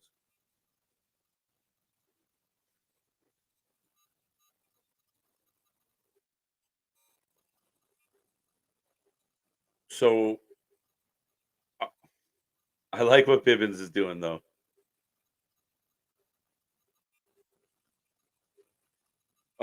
Back to I want to touch on the Alvarez thing real quick when I get it. Remind me about Alvarez. Ethan Page will got that one. KJ, did you catch Vic Joseph? Almost, yeah, it was great. I loved it. Wasn't he a part of AEW? Chucky Ducky Quack Quack. I thought it was great. Up next, the EVPs address the future of the TNT Championship. Why not Tony? Anybody? Anybody know why the EVPs are doing this? Especially that Tony helped Team AEW beat the Elite at Double or Nothing. So does Tony not regain control a little bit? It's Riho! Oh, fuck. Stephanie, not close, Vacour. William Berg yawning. I hope it's at AEW, not me. Good, a decent little backstage, though, with Bibbins and Stat. I like Statlander's new attitude. She needs booked better. Kind of sloppy finish, but Mercedes wins. I don't like, what'd she call it? The Moneymaker? Her finish, I don't love her finish. And she's going to struggle doing that finish We saw when she first returned to New Japan, and she hit that finish. Didn't work great. It still doesn't. I do not love her finish. Goodbye, Blue. Yeah, we won't see Blue for a few weeks, then she'll pop up and do something random. Yeah, I haven't seen those lately. I haven't seen them either. Aubrey Edwards humps the. It's that vibration. Those vibrations. I got that one. Brian Alvarez. Brian Alvarez is starting to win points with me, and I've often called Brian Alvarez the Cabana Boy of Meltzer. He seemed to just nod and go along with whatever Dave's saying. I truly feel like Alvarez is at a point where he's reading enough and seeing enough that he has to be on it. He knows his credibility is getting pulled through the mud. And you see him. He out-talks Meltzer. He out-Meltzers Meltzer a lot lately. And Alvarez put it out there today. People, an hour before Double or Nothing, people didn't know what they were doing. Not just wrestlers, production. There's people that are flown in for nothing and do nothing. There are people that aren't there that are big to be there. There is a lot going on. And Alvarez described it as 2019 WWE. Ooh, some of the worst times in WWE history. Old man McMahon just ripping up scripts. Ugh. And I don't mean the wrestler. 101 likes. Let's go. Let's go. Let's go. I want to see 150, folks. If you're watching me right now, give me a thumb. Let's go. Come on. And that sounds terrible. We got it. This shit's not working tonight. MJF is AEW GOAT. Yes, but he needs to. The double storyline proved that even as good as MJF is, if the storyline sucks, people will tune out. That's why I love what MJF did when he came back. And if MJF is not going to go back into the double storyline, go back at Adam Cole, I think that's best for business.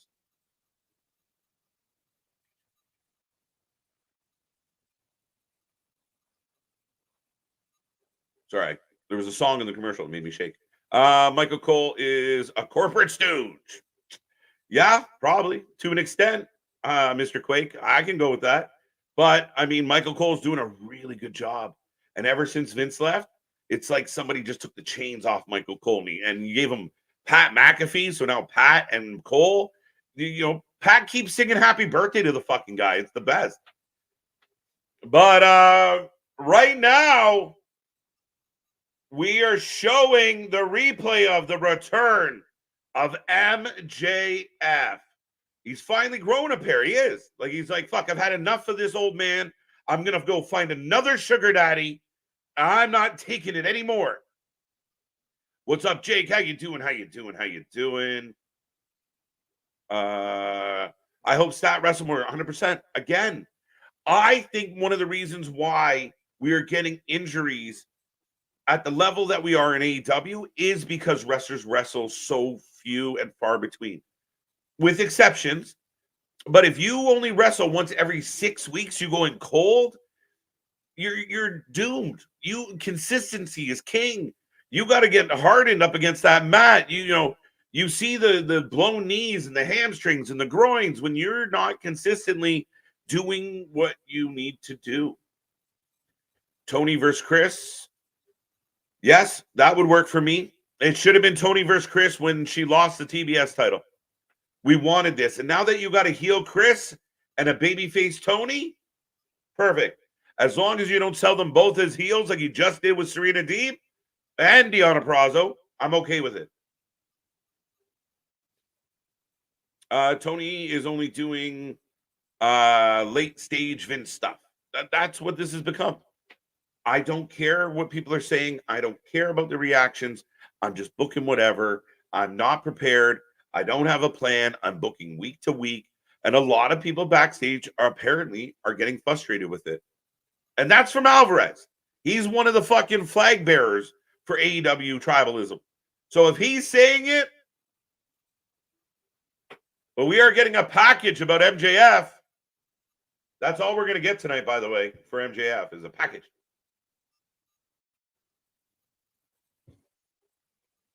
Michael Cole is decent. Becky Lynch has unfinished business with Liv Morgan. But that feud is done for a long while, Richard. I know you like to just throw random shit out there, but yeah, she does have unfinished business, but we'll see. Who is Bivens? Bivens! Stokely Hathaway, Mr. Noob. Our scumbag has returned to save us all, we hope. I really wanted him on the show tonight. I thought you almost want to open tonight's show with MJF. And if you're not going to open it with MJF, you got to open it with Swerve. I got neither. I was wrong on both accounts. Please apologize, my giant jug. But KJ, you want to wedge something on Becky showing up on AEW? I'm all ears, my guy, because I'm convinced it will not happen. We get the coin toss.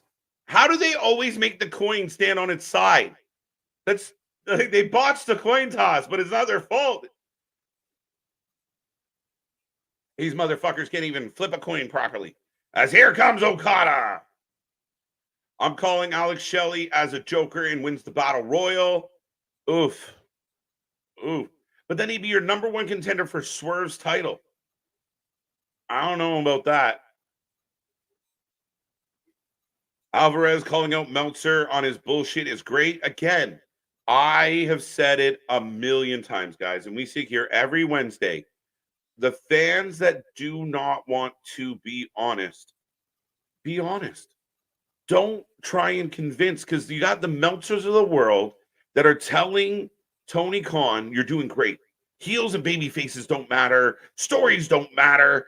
Bring in all the fucking Joshi girls you can find. And Tony thinks he's doing a good job. But we've already seen that Tony will respond and react to internet growth. And if the IWC feels a certain way, he hears it. He's aware of it. More fans need to be honest to help the product. Because, listen, I watched every minute of this fucking broadcast. I've watched everything that this company has done, and it's not getting better. It's not.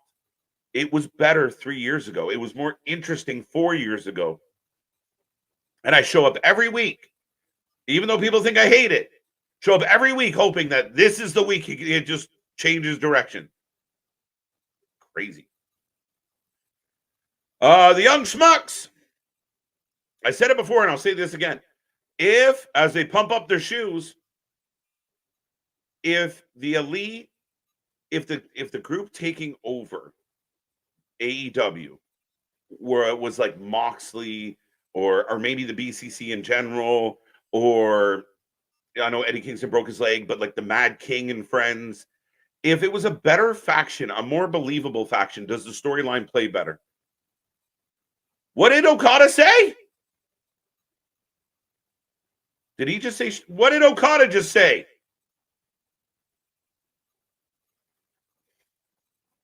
Crowd is dying.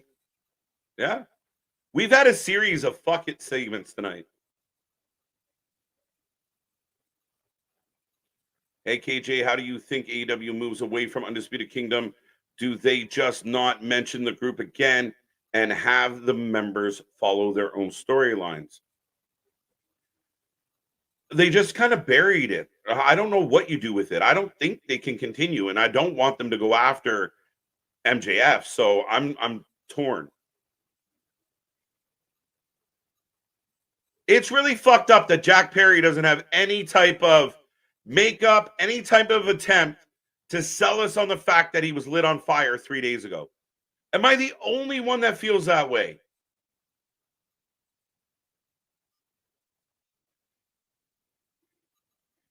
Why are Attitude fans so insecure? I don't think they are. I'm really curious about that. Yeah, I think it's the younger, this era of fans are very insecure. The Attitude Era fans were used to like the rivalry, and you could hate WCW and hate and love WWE and vice versa. And there was this competitive drive, this friendly rivalry. Nowadays, the insecurity, especially on X, the IWC is insecure, soft, pretentious. There's so many content creators out there that have this take of, I'm going to tell you what I think, and if you tell me something back, I'm going to block you and run away. Wait. Rainmaker. Okay, they got Okada a car. The rise and fall of AEW. Let's hope not. Growth. We need growth. We need improvement. We need maturity. To the Rainmaker from the EVPs. See, the crowd is dead. Listen, remember the Don Callis OC segment with Trent? Remember the energy? Remember the vibe? Where did it go? And they're giving Okada a "you deserve it" chant. The fuck is wrong with people? Imagine if the Joker was Hangman. Could be Kyle.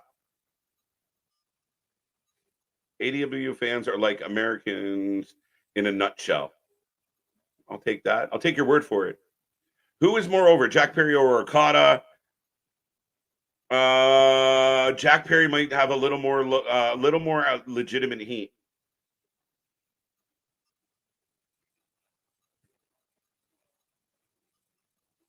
I had a pair of Voights in 1992 that looked just like that.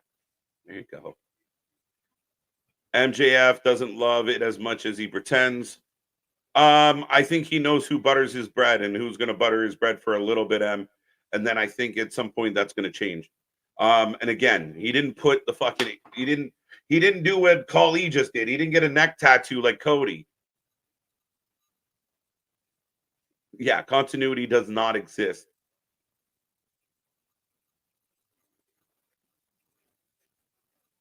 So they're stripping Adam Copeland of the title, which again, they kind of already ruined this because it came out already. Undisputed Kingdom is dead. Shibata said, "What time is the?" I gotta start buying the AEW titles.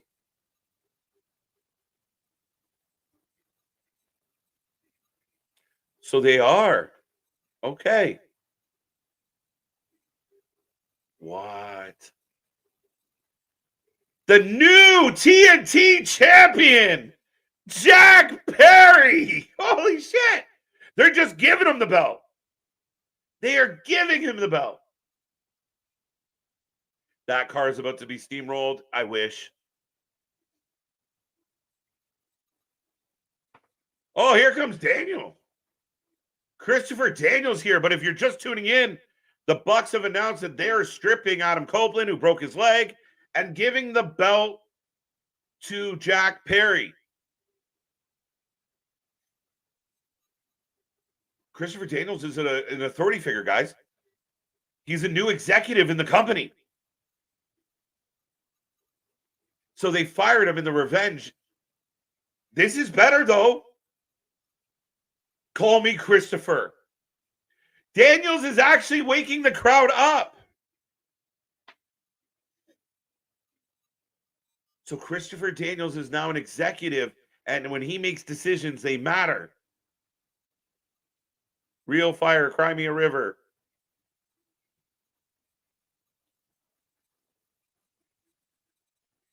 Qualifying matches. No outside interference. No seconds allowed. Christopher Daniels as an executive works for me. And it will come down to a ladder match, which Jack Perry will win. Knew that was coming. I did not expect Christopher Daniels to be, I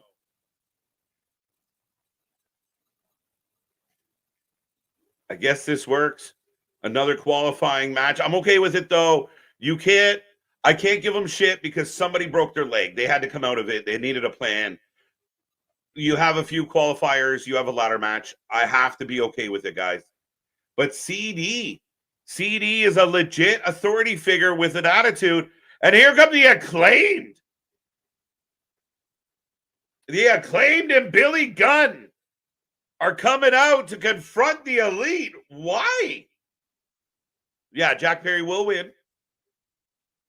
But it's kind of like the Liv Morgan thing, right? And Caster rocking a stash hard. Did he have that stash on Sunday? I can't remember. What is happening, folks? So, The Elite showed up. They have stripped Adam Copeland, who broke his leg, of the TNT title, and they awarded it to Jack Perry. Oh, now we go to a backstage with Swerve, the afterthought of the show. But Jack Perry gets awarded the title. Christopher Daniels, who was recently fired by the Elite, comes out and says, I've been hired on as an executive, and when I make decisions, they matter. There will be qualifying matches for a ladder match for the TNT title. There you go. Then the Acclaimed play bodyguard for Christopher Daniels. I will say this about what we just got. Having Christopher Daniels, a grown-ass man, come out and talk like that and be an authority figure with that attitude, that is something this show has been missing. Pure trash, though. Fuck, I can't win. 1, 2, 3. A big chunk of that was trash. The ending to me was better. I don't understand how the Claim got yanked into this, but we'll find out. Pure trash. So 2 EVPs don't outrule 1. Well, apparently, you're kind of funny, right? The 2 EVPs have less authority than the new executive. To me, the vice presidents would still take precedence over the new executive dude. But again, Christopher Daniels, as an adult that can actually speak and seem like an adult, unlike the 40-year-old owner who can't, very similar to the 40-year-old other movie. Yeah, please don't rap. That's funny as shit. I can. This could have been perfect time for House of Black and Gangrel versus the Elite. Yeah, I don't even know if I like that, JV. Count me in. Thank you for watching so we don't have to. You are a hero. AJ, thank you. I like watching, and I love watching with you guys. I really do. I will take a second now that we are on commercial break to remind everybody we are back tomorrow, Wrestling Court, Friday, SmackDown. Saturday, we will be here for something. I don't know what yet, but we will. Sunday, we might be here as well. We will talk, but make sure you click the little bell. Be a friend, tell a friend. Again, we should have about 160 likes on this stream as we got 174. What a jump. 174 people in the chat. Let's see if we get to 200 right now.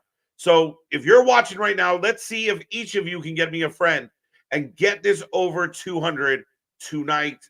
I want to see it. But if you're just tuning in, Swerve beat the Dragon, the Luchasaurus. Moxley beat, who the fuck Moxley beat? Rocky Romero. The Bucks stripped Adam Copeland.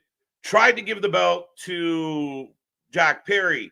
Christopher Daniels is now an authority figure on the show, and he said there will be a ladder match for the TNT title. We up next should be the Gauntlet match. Sasha Banks beat Sky Blue. What else happened tonight? An interesting show. Definitely an interesting show with about 22 minutes to go. 21. Bump those lines. Let's go. Let's go. Let's go. Why would Gangrel help the House of Black? A little ironic. A little ironic. I wouldn't do it. And again, what happens with the House of Black? You would imagine that Malachi would be one of the guys in the tournament. And actually, to JV's point out there, Malachi and the House of Black could have shown up and said, wait a minute, that's Malachi's belt. How dare you even think of giving that away? Would that not have worked a little bit better than the Acclaimed? I don't know. What do you think? Like the stream. Let's go. Let's go. Let's go. I want Hobbs to be world champion. You're more likely to see that in NXT than AEW, my guy. MJF returns next week. And Roosh himself.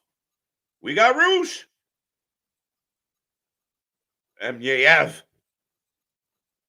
The Wolf of Wrestling shirts are now available. And the cheapest, laziest fucking t-shirt I've ever seen. Oh, did the Elite book themselves into a corner? Imagine my surprise. A little bit. But again, guys, I have to give credit where credit is due. I have to. There is no choice. Christopher Daniels as an authority figure, it's so much better than Tony Khan trying to be tough. Cage of Survival 9 and Tournament of Survival GCW. Daniel. Damien. I was looking at Daniel. Yeah, we are working that out. We will have an answer for you guys tomorrow on what we will be watching this weekend. We are the channel that just watches more live wrestling than anybody else out there. But here comes the Bullet Club and Juice. Did they replace Juice? I feel like we're watching a show where they got like a look-alike person to be the new person. Juice looks different. Now playing the role of Juice Robinson. I can't tolerate another Dynamite on Friday. When is there a Dynamite on Friday, Tony? Did I miss something? Daniels is about to turn AEW into TNA 05. KJ, more characters, more gimmicks. I'm okay with it. We need some story. We need something. Juice is back. Roosh definitely on the Juice. That's his business. He's also on Tony Storm, so good for him. Juice looks less juicy. He does, right? Roosh definitely on. I don't know what the fuck we're doing with Roosh. Roosh is like the Veer Mahan of AEW. Like, he just cuts promos. He's like Miro all over again. And here comes Pac. Could Pac be the new #1 contender? The Wolf of Wrestling is Leonardo DiCaprio going to play the role of MJF in the upcoming movie one day, maybe Ronin. And I don't mind the Wolf of Wrestling, and I loved it. I'm not fucking leaving. I thought that was great. I'd give him all the points for that. The t-shirt sucks. It's just text. All right, put a lion on it or something. Something. Daniels is a good move. Not too much credit given, as in even a blind squirrel occasionally finds a nut. I mean, again, for the amount of things that we've criticized, the amount of things I personally criticize and nitpick with this show, I think that the fact, and again, it's not because I'm like, oh, Christopher Daniels. It's just an adult authority figure. And again, they can fuck this up. But to me, an authority figure is a little bit of optimism. Because if that was Tony Khan that came out and all nervously, hi guys, thanks guys, it wouldn't have worked. It wouldn't have worked well. But Daniel's coming out with an attitude, with a chip on his shoulder, with an absolute justified grievance. Like, for storytelling purposes, y'all fired me. Fuck y'all. I got rehired. Could they not just fire him again? I don't know. Pac versus Jay White starts. So yeah, folks, I believe this is the Gauntlet match. It might resemble a Battle Royal / Royal Rumble in the sense of we start with 2 people. It's not your traditional Gauntlet match. More people will be coming incrementally. Jay White for the win. This match is stupid as fuck. First pinfall ends the match, meaning that the match can end before you even enter the match.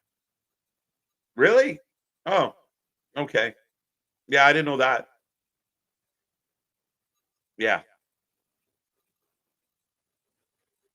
Oh, God, they're doing a Royal Gauntlet shit again. Yeah, 100%. This is the Casino Battle Royale Gauntlet bullshit. But it's your main event. We got about 15 minutes, maybe some overhang. An interesting show tonight. Not the most exciting show, not the most groundbreaking show. But over the top goes Pac. This could be Pac or Jay White. What do you think? Who's winning tonight, guys? Who's taking it? Who will be the #1 contender? Will it be somebody from New Japan? Does Tanahashi get in the gauntlet? Ricky Starks returns tonight. Ooh. Interesting, Kyle. Interesting. The flamethrower will become EVPs as well on the next week's Dynamite. Yeah, maybe. I think we should put the flamethrower away for a while. And again, it does bother me. It really does bother me that Jack Perry, if I was Jack Perry, I would have had bandages on my hands. I would have had a little bit of get the makeup person to blotch on some red. Mystico from CMLL in the house, formerly known as Singara, the legendary luchador. All right. Jay White for the win. Only thing I care about after tonight is what is NXT doing for Ethan Page. Dead. We'll see, man. We'll see.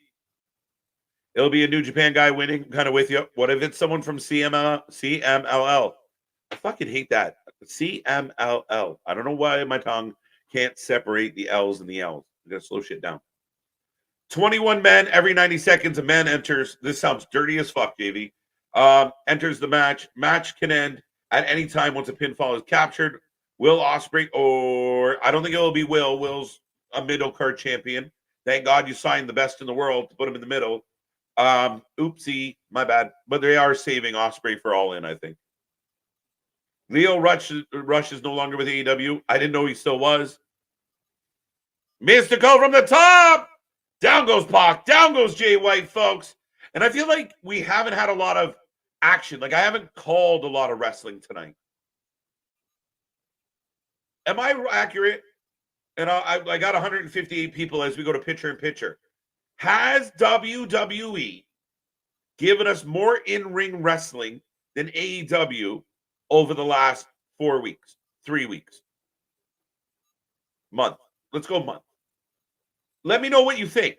But I feel like there's been more matches and longer matches and better matches on Raw and SmackDown, thanks to King of the Ring, than we've been getting on Dynamite. Like, tonight was a promo-heavy night.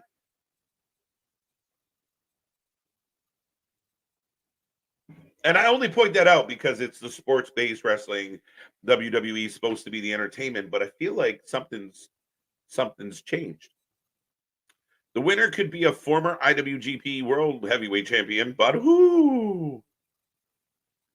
They got the CMLL Cool J wrestlers in this too. Well, Forbidden Door is supposed to have all three companies involved. I don't love it. Again, remember when they kind of did that, like the lucha angle for a little bit, and then it got like tired? Ugh. And then they all got deported. That also happened. No visas for 21 people. Go home. Jay White for the win. Hey, mate, how'd you rate the show out of 10 so far? The man with 3 H's. I like that name, by the way. How do I rate the show so far? I try not to give it away until the end. I don't like to have a preconception. Being that we're in a gauntlet match and I don't know my score, I mean, it's been okay. Maybe a low solid, like a 7, 6.5. I mean, again, not a lot of, oh my God. Like, I feel like, we look what happened on NXT last night. Big moments. I feel like tonight's been a little just kind of Swerve versus a mid-card guy. Moxley versus a nobody. Sasha versus a mid-card girl. Promo. Not really moving the needle much. It's been a very okay show. Average to kind of solid. Ricky Starks wins the Battle Royal in Double or Nothing to face Swerve versus Starks. I don't know. M finally gave up. Is it Mystico signed to AEW, but they don't use him? No. He is contracted to CMLL. The interesting part about the relationship with CMLL is you cannot have AAA talent on the same show as the CMLL talent. So it does piss off the likes of Penta and Phoenix and others. As we get another countdown, 5, 4, 3, 2, 1, and Ospreay. Here comes Will Ospreay. Holy shit. The IC champion in the match.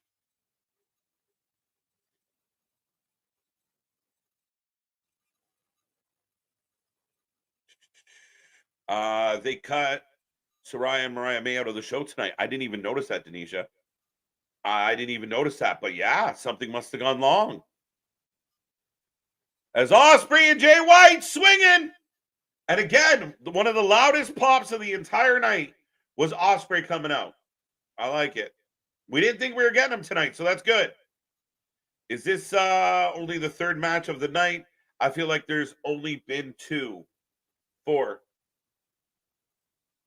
Moxley, Sasha. We had another match in there. Swerve. Wow. Ospreay almost pins Pac. AEW's roster shouldn't be as big if they keep bringing in New Japan and CMLL guys. Yeah. You have all this fucking talent that you're paying to do nothing.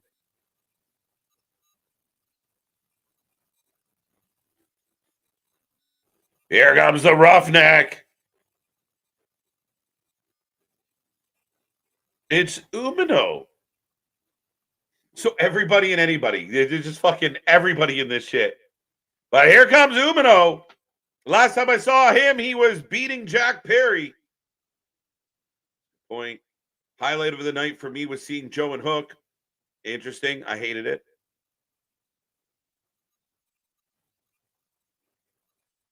They really did cut Mariah May and Saraya. I just noticed they replaced them with Sasha. Yeah, I completely forgot. Lucha Libre Wrestling for Life. There you go, Mr. Quake. MJF Biz Rhode Island.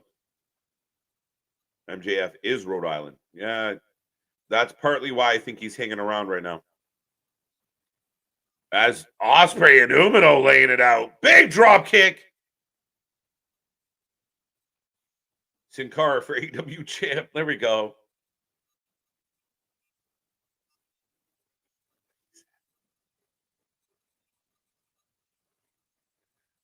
Ring of Honor needs to go away. No, Ring of Honor needs to become AEW's NXT.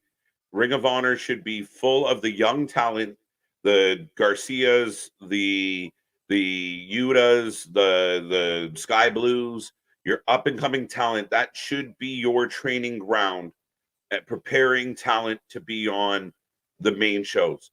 And it should be Friday night, Ring of Honor Rampage, and you make it worth people tuning in for. You give it that black and gold vibe. You make it really good matches of the future of your company, and it means something. In this way, when you debut somebody on the main card, they mean something because we've been following them develop.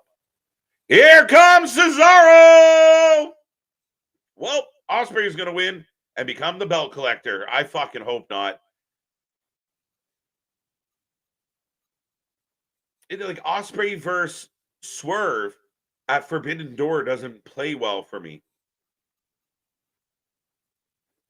I'll pick Ospreay. KJ Mariah came out on the Carton show about her move with her boobs, and they call it the motorboat. You motorboat son of a bitch. Yeah, again, stop insulting my intelligence. Well, Ospreay is in the match. Yeah. I'm a fan of Uma. Uma can go. Uma can go. Big European uppercut. Good God, Will Ospreay has cooked. Yeah, no, again, there's a lot of talent in the ring right now. I'll give you that. Put these two in a match.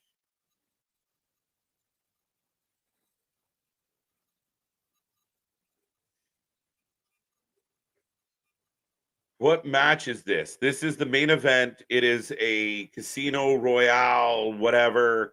Essentially, it's a battle royal, but with a sudden death pinfall.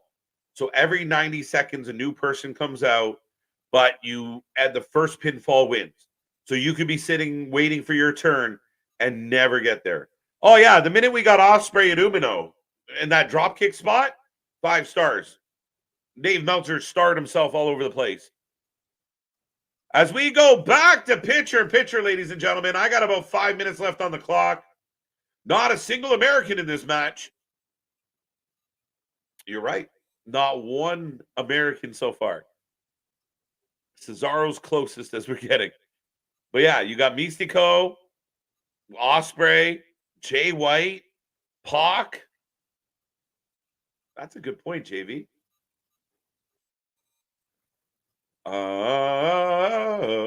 Chaos in what AEW does best. This match is chaos. You're not wrong. And again, I will take the chaos with the good energy and be excited about the show, opposed to like the slowness. Like again, you entertain me. It looks like the crowd has showed sudden death. Again, there was large parts of the show that I thought the crowd was pretty quiet. I feel like they've woken up for this a little bit. The ref's American. There you go.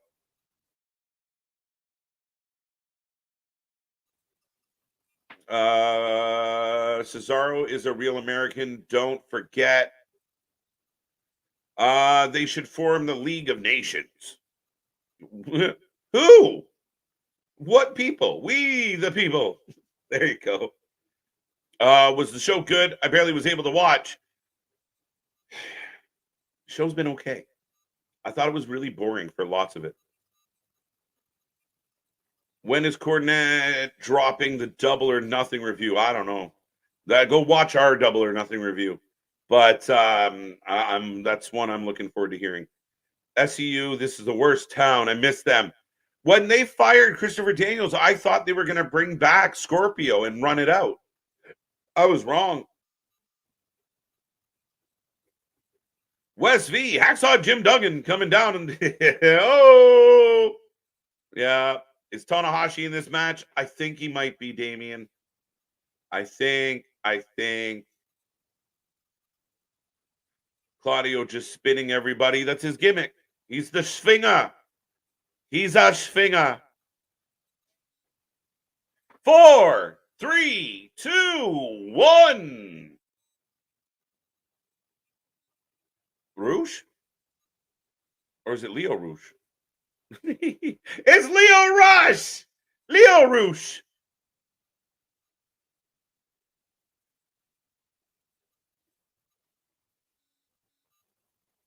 All right. So we do have an American.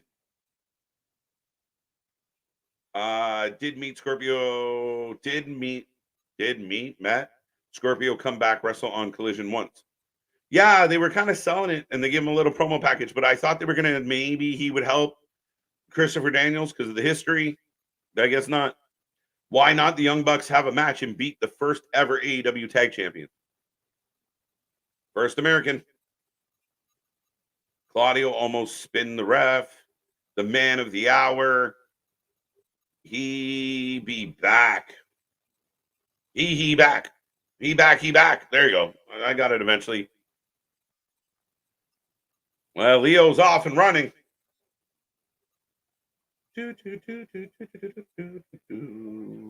Still over 140 people hanging out with me tonight. I appreciate it, folks. I really do.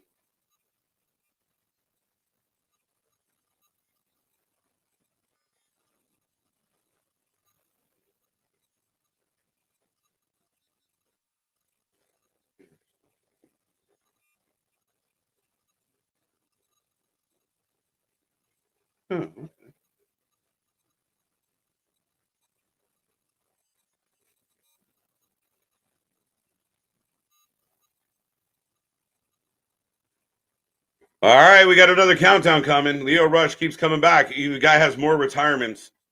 But OC! Wait, what? A bloodied up Orange Cassidy. This show confuses me. I'd like to see a few of the roster hit with for who? Here comes Orange Cassidy with a concussion. Leo has a lot of talent, just never used properly. Yes and no. I mean, I think sometimes you can't always blame how you're used, especially if you've been to multiple places and you find ways. I think Lio Rush has got a shit ton of talent. Again, it's just a tough one. Beardless champ in AEW. Let's go. Man, when Orange did that promo, man on Mox. As Orange Cassidy. Oh, Stundog Millionaire into the Tilt-A-Whirl DDT. 2-2. Thank you for the update, Smile Mark. I was just wondering, to be 100% honest with you. 2-2. Tight series.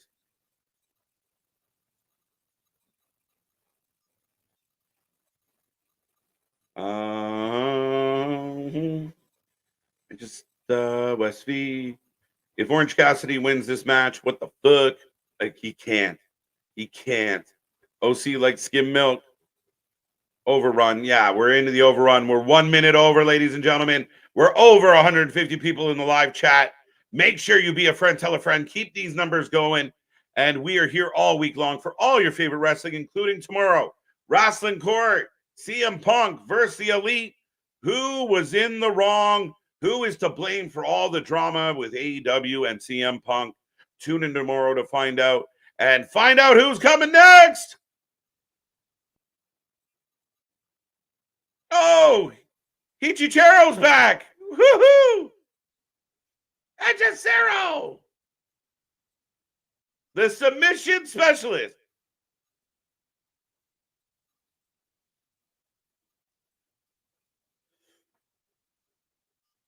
KJ, have you heard if there'll be another Uncle Howdy story on Twitch?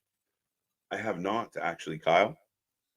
The diary, the live diary, if you guys go to www.com/archive recovered, they add stuff there. No word. I don't think we're going to get anything until Friday.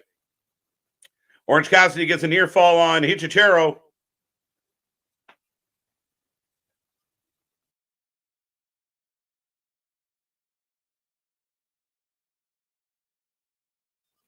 Could Myron Reed in AEW? Damien, you might know better than I do. What does he do with MLW right now, or NWA? I know he kind of bounced around a little. If he's free, it'd be interesting. Whew.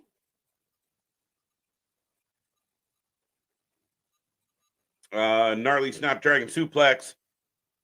Head scissors. And right now, Mizuko on fire. Oh, we got a little bit of a slip. That's okay. And he lands it. You can have a little slip, guys. That's not a botch. That's a reset. I'm okay with it.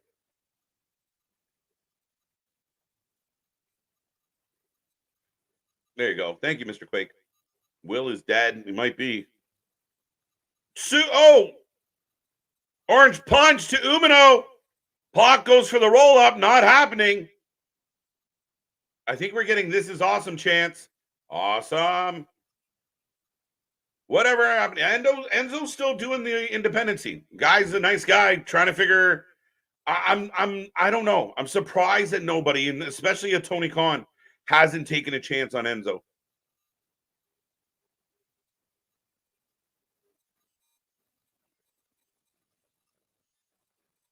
The Black Magic Wizard. I blame Cabana. It's the NWA of Mexico. Yeah. Big suplex. Going for the Blade Runner. Eats a fucking elbow. Eats a hidden blade. He's got Cassidy up. Goes for a Stormbreaker. Turned into a Hurricane Rana. 2-2-2. I thought he won. I fucking thought he won. Ox Cutter. Wait, we still have more people.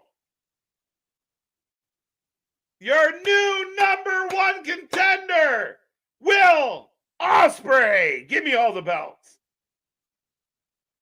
How many people do we have? That wasn't 21. Will Ospreay, business picking up. AEW is on fire. Ronda Rousey, not in the battle royal. Hichichiro was good. He's all right.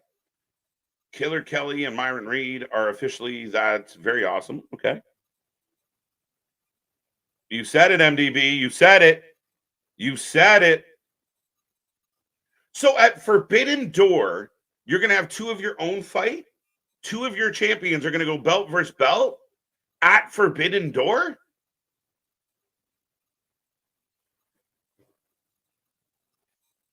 How? I want to know people's assessment of this. So Osprey's going to have two belts. Night M. I told you first pinfall. No, I know it was the first pinfall. It's I don't love the rules of this. So imagine if you were like waiting to go out. Yeah, you called it. Will Ospreay. How do you guys feel about this? As Satnam Singh will be in action on Friday. Tony Storm going to take on Viva Van. Big fan of Viva Van. And Kyle O'Reilly in action as this night is going to come to an end with Swerve and Ospreay in the ring together.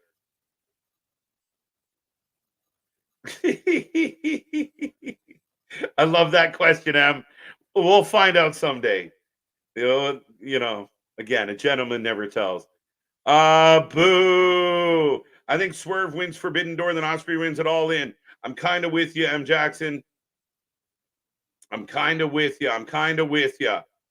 So Ospreay's going to have two belts. That's the foregone conclusion. But I like the idea that Ospreay wins. I just find it really weird.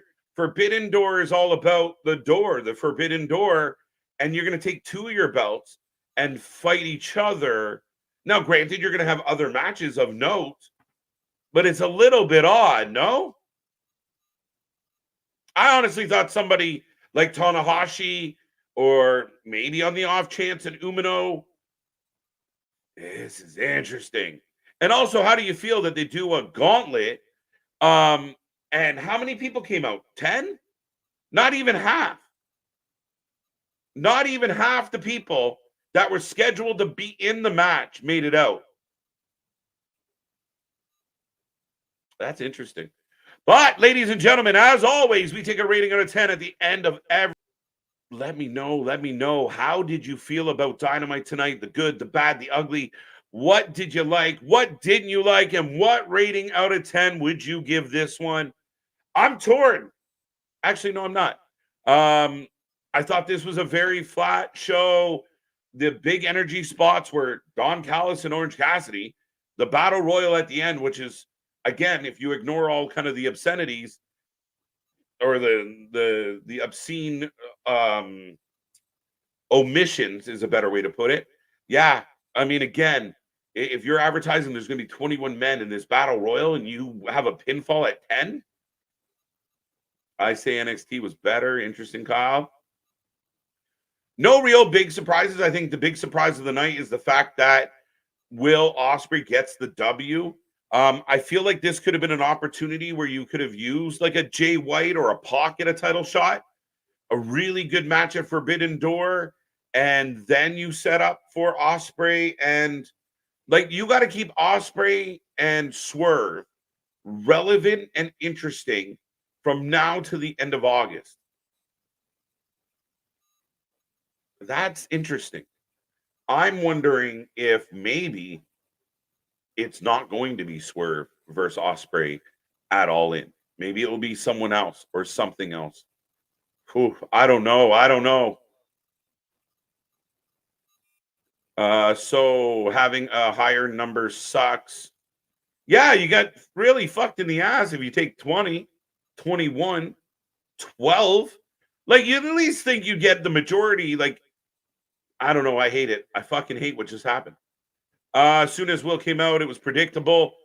I will admit, I agree with why people say it's predictable, but there was a big part of me that thought, no way. He just won the IC title. You put him in a feud with somebody in the mid card, Kyle O'Reilly, I know, whatever. maybe a Malachi Black, maybe a Pac, and then you have Swerve take on a challenger of note. But hey, way to go, Tony Khan, doing exactly what people thought you would do, whether we like it or not. Unless the Elite keeps Osprey from winning or something, because there's no way Osprey loses clean. Again, but you're fucking up. And this is where you get in a pickle with yourself. Swerve just dug into being a babyface. He is over completely with your fan base. When he comes out, the crowd cheers. Now Osprey comes out and cheers. What do the fucking fans do with this? Like, what are they doing with this? Who do you cheer for? Oh, heels and babyface don't matter. KJ, you're so old school. Bullshit.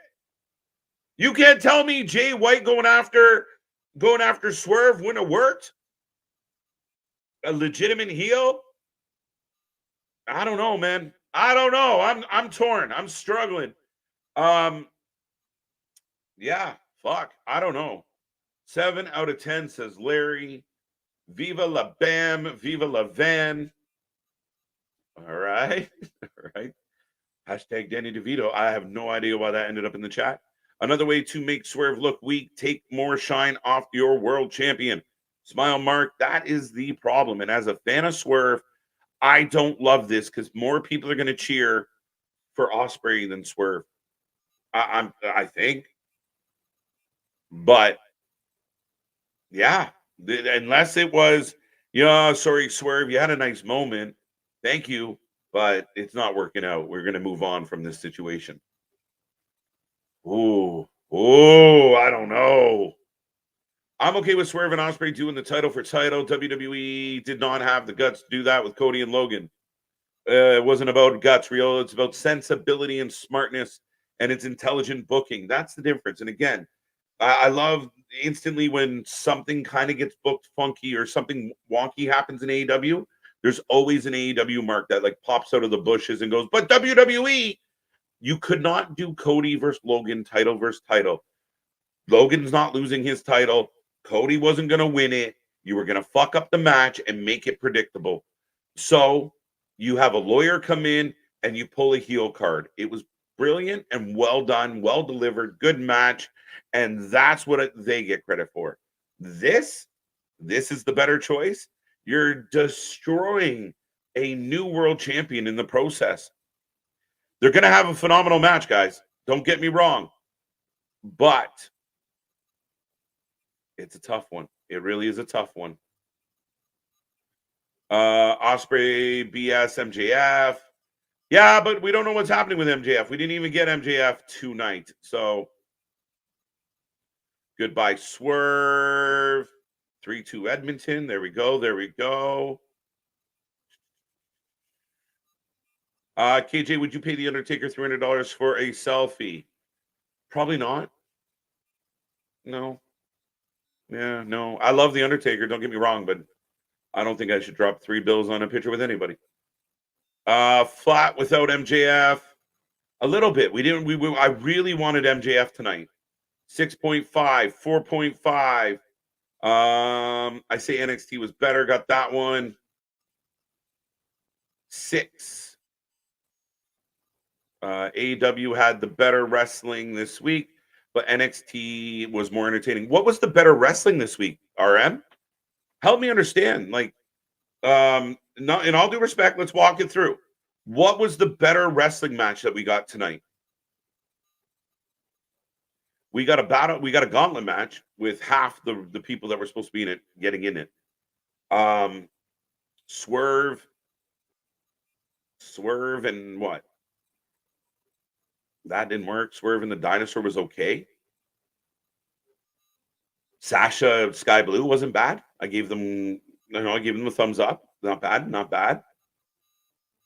What do we do? Like what was the good wrestling we got tonight? Yeah, I don't know. Is Will going to win again? He's the golden boy. Unless they find a way, like again, Swerve might cheat. Nana helps Swerve retain, and then they run it back and all in. What if Tony's plan isn't Swerve Will all in? We just assumed. I don't know. 3-2 Edmonton now. There we go. 5.5 out of 10. First hour was trash. Second hour was better. 10 out of 10. Can't wait for episode 2 of tomorrow. Can't wait for Wrestling Court. I like it. I like it. TK fantasy booking instead of helping the company grow. Maybe a little bit. Maybe a little bit. And again, we could definitely build a story. And maybe this is the beginning of that story. I just find it odd of you're doing Forbidden Door and you're picking people already in the house. We're already in here and you want us to fight each other. I don't know. I'm shocked. You're killing Swerve, guys. You're fucking killing Swerve. I just came to see Sky Blue and Mariah. No Mariah tonight. Got bumped from the show. I try to like every other week, like AEW, but just can't. Fair enough. The main event was the highlight tonight. Glad Mercedes wrestled. Everything else was meh. Yeah.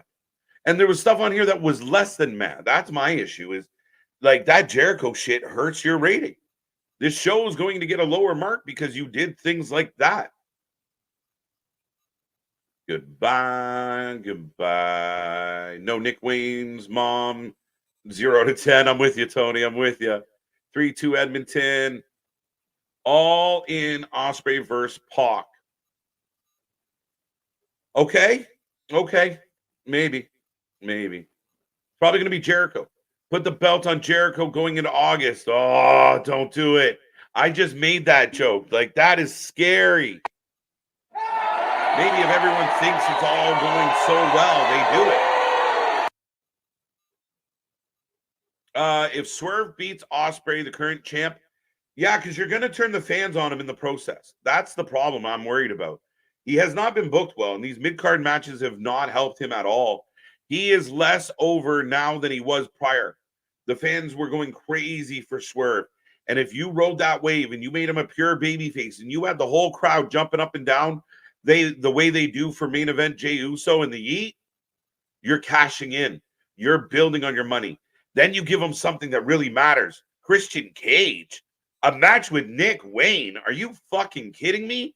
Yeah, do you remember when fucking, again, I hate the company-to-company comparable, but this has not been great for Swerve. It has not. And I'm worried that Ospreay is going to overshadow him, and that's killing him. You have not booked Swerve well, and now you're putting him in with your biggest name, second biggest, next to MJF, but your best performer probably. To me, it's not good. It's not good booking. Good night, Larry. Alrighty then, 6.5. I had a nice prime pop, a pop prime. Prime makes pop. Ice pop. It was sticky and not refreshing. That's what she said. 5 out of 10. I just don't understand why kids today think AEW is better than WWE. Hey, to each their own, different strokes for different folks. What bothers me about the tribalists is they won't be honest. They won't be honest with themselves. They won't be honest with what they see.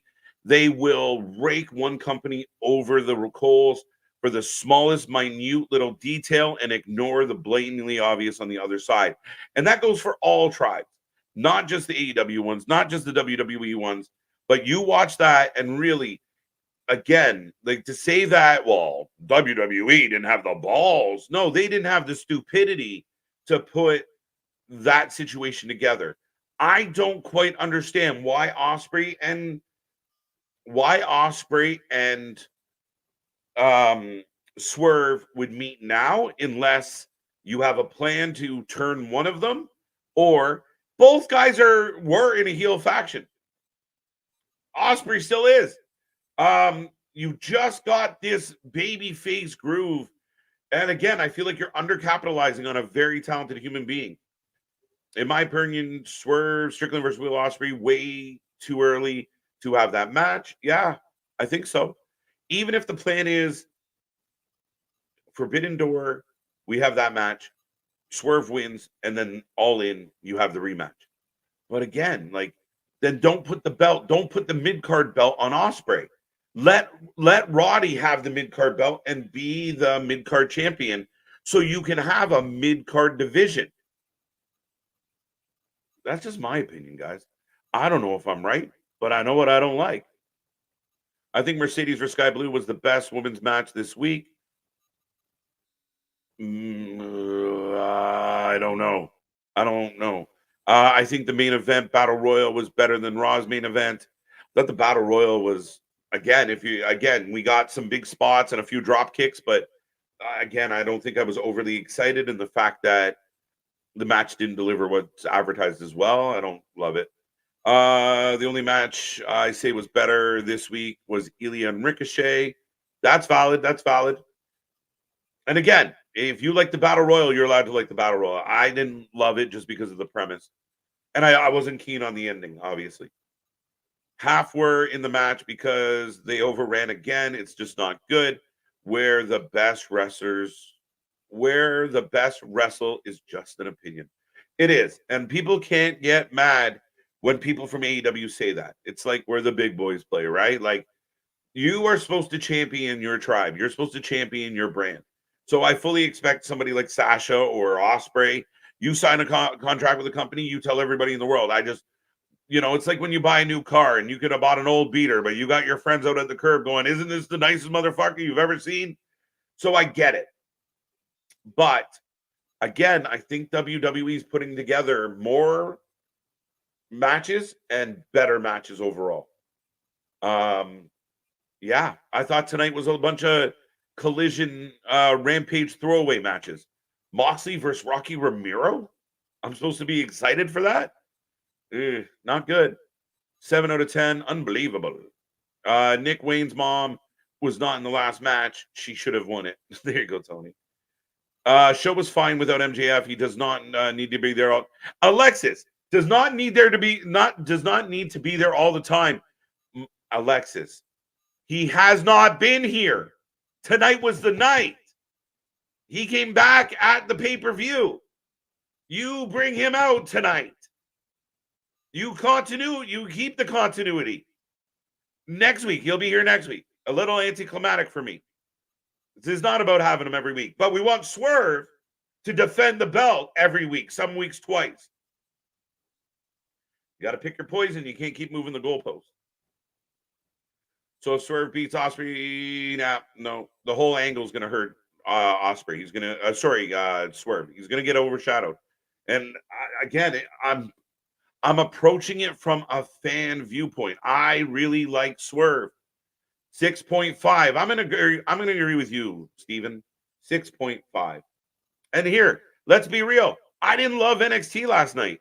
I think if NXT didn't have two big surprises, that show sucked. But we got two big surprises, so let's move on. But 6.5. It's so difficult not to hate AEW when I'm constantly questioning the booking. I've been doing it for years. And again, I used to listen, I started watching AEW. I was pumped about the product. I thought, this is different. This is awesome. Jericho, Kenny, all these guys I used to watch online. I'm now getting to see on national TV. This is so cool. And then I got, the Cornets of the world just shitting all over it. This sucks. This sucks. This sucks. I started a YouTube channel and an Instagram so I could counter that. And that's what I did. I stood up for AEW constantly. I shit all over Vince McMahon and his version of wrestling for a long time. Things change. And again, if they flip the other way, I'll be the first one singing the praises. Put the belt on Jericho. Fuck off. Get out of here with that shit. I'll turn into Nick real quick on that one as far as, I'll lose my mind. That would be insanity. Insanity. I'm not going to have a coronary. That'd be me if it happens. 6 out of 10, 7.5. When is the Owen Hart Cup tournament? I believe it starts very soon, and it ends late in July in Calgary. Jericho should win every belt in all promotions and go to the ring with all the belts in a wheelbarrow. Do it. Give him a bunch of belts. Give him a bunch of the belts. Even introduce the mixed tag belts and have him team up with, I don't know, Sky Blue, and they win it, or Willow. Like, you pick. What else we got? All right, ladies and gentlemen, I'm going to say last call on the chat. If you get your final thoughts in, I will click through the last few here before I say goodnight. I appreciate still having over 115 people in the chat tonight. Remember, be a friend, tell a friend. We are back tomorrow. Wrestling Court, it's going to be a trip. It's going to be a fun one. I'm looking forward to the battle between my two guys as Anthony takes on Big Nick. And yeah, CM Punk. If you're a CM Punk lover, get in the chat. Let us know. If you're an Elite lover, get in the chat. Let us know. It's going to be a fun battle. Like I said, I'm going to click through a few more of these, and then I'm going to tap out for the night. But yes, tomorrow, 8 p.m., Wrestling Court back at it again. It's going to be fun. It's going to be fun. The two men are going to go toe-to-toe. I'm going to try and keep order in the building, and hopefully it all works out. All right, let's wrap this one. So I don't know Mercedes or Mariah. Fair enough, fair enough, fair enough. I don't see how this situation of Ospreay versus Swerve helps anyone. Swerve has a mid-run so far. Ospreay is being booked as a world beater. How can Swerve come out of this in a good light? I'm struggling. And we will be here on this journey, Boston, and we will find out.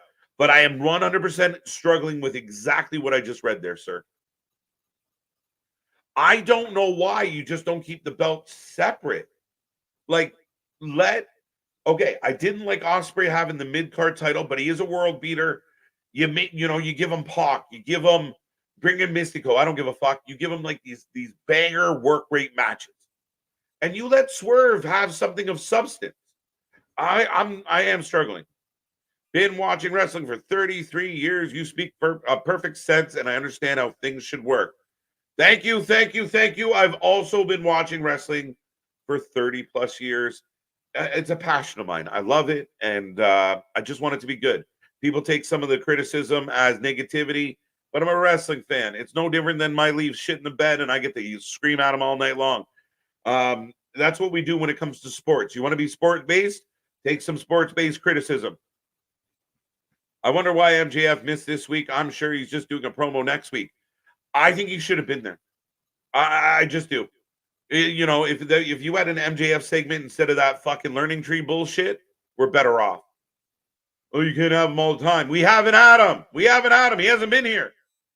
This company has lost what MJF wasn't on the show tonight. I wanted him on the show. Yeah, a lot of people, like, usually when you get shit on the pay-per-view, you tune into the next episode because you're looking forward to what the fuck is about to happen. Undisputed Kingdom and the Devil storyline was a failure. All it did was write off MJF and give Roddy a 2-month international run that was forgettable. Yep, and that's why MJF coming out and, you know, basically stomping on that mask and saying he's sick of it and he's done with the bullshit was the best thing MJF could have done. They need to let that die. Rest in peace, Swerve's title. Oof. Unless something changes, I already see this year's Forbidden Door being less hype, and yet it has 2 companies involved, maybe 3. And then you already had to move it away from Arthur Ashe, guys. Again, let's be real. People within the tribe can ignore the analytics, but at the end of the day, and I told you guys the other day, I heard somebody say, I don't care about the finances, I don't care about the sales or the ratings, I just want to watch good wrestling. Well, what you call good wrestling is going to diss a fucking peer if they can't sell shit. If they can't bring eyes to the product goes away. And you're already seeing little things, like even this run in Texas. It's a different animal. NXT was terrible last night. Yeah, I didn't love it, Tony. Again, I was in the minority, so you're with me. I love the pops. Don't get me wrong. Jordan, huge pop. Ethan Page, it's great. But it wasn't my favorite show. I think the big moments kind of covered up a very mediocre show. Tony's definitely wild. Add Jack to the Swerve and Will match. Use the Elite to help Jack win the title. Nah, JV, they already got him fucking around with the TNT title, my guy. And he's going to win the TNT title just as much as I predicted. The Bucks. There you go. I'm an Elite lover. Yeah, I bet you are. You feel like one. Wrestling for life over everyone. 115 likes. Folks, if you haven't hit the thumb yet, please do so on the way out the door. But that is all my time tonight. Are they setting up Joe and Hook? Yes, they are. Joe takes Hook under his wing, legitimately takes him under his wing, and that's what's happening now. I really don't love Joe being involved with Jericho because I don't want Jericho on my TV, and I love Joe. So, fuck. But with all that being said, let's go. Thank you, Tony. Thank you, Tony. With all that being said, folks, I'm going to thank everybody for being a part of the fun tonight. Once again, back tomorrow for Wrestling Court, Friday for SmackDown. We got stuff on the weekend, but I haven't announced it yet. And then we're here for all your favorite wrestling. We got more interviews coming, more shows coming, more plans, up to no good. Go check out all our buttons. Go check out our shorts. And go check out our video section as well. Don't forget, you can see Wrestling Court Episode 1 on the archive down below. On behalf of Big Nick, on behalf of Anthony, I thank all of you for being a part of the fun. Tony Khan, you're killing me, Smalls, but we're still here. But other than that, thank you. I need a drink. But see you on the flip side, folks. Court tomorrow. Who's guilty? We will find out. Good night.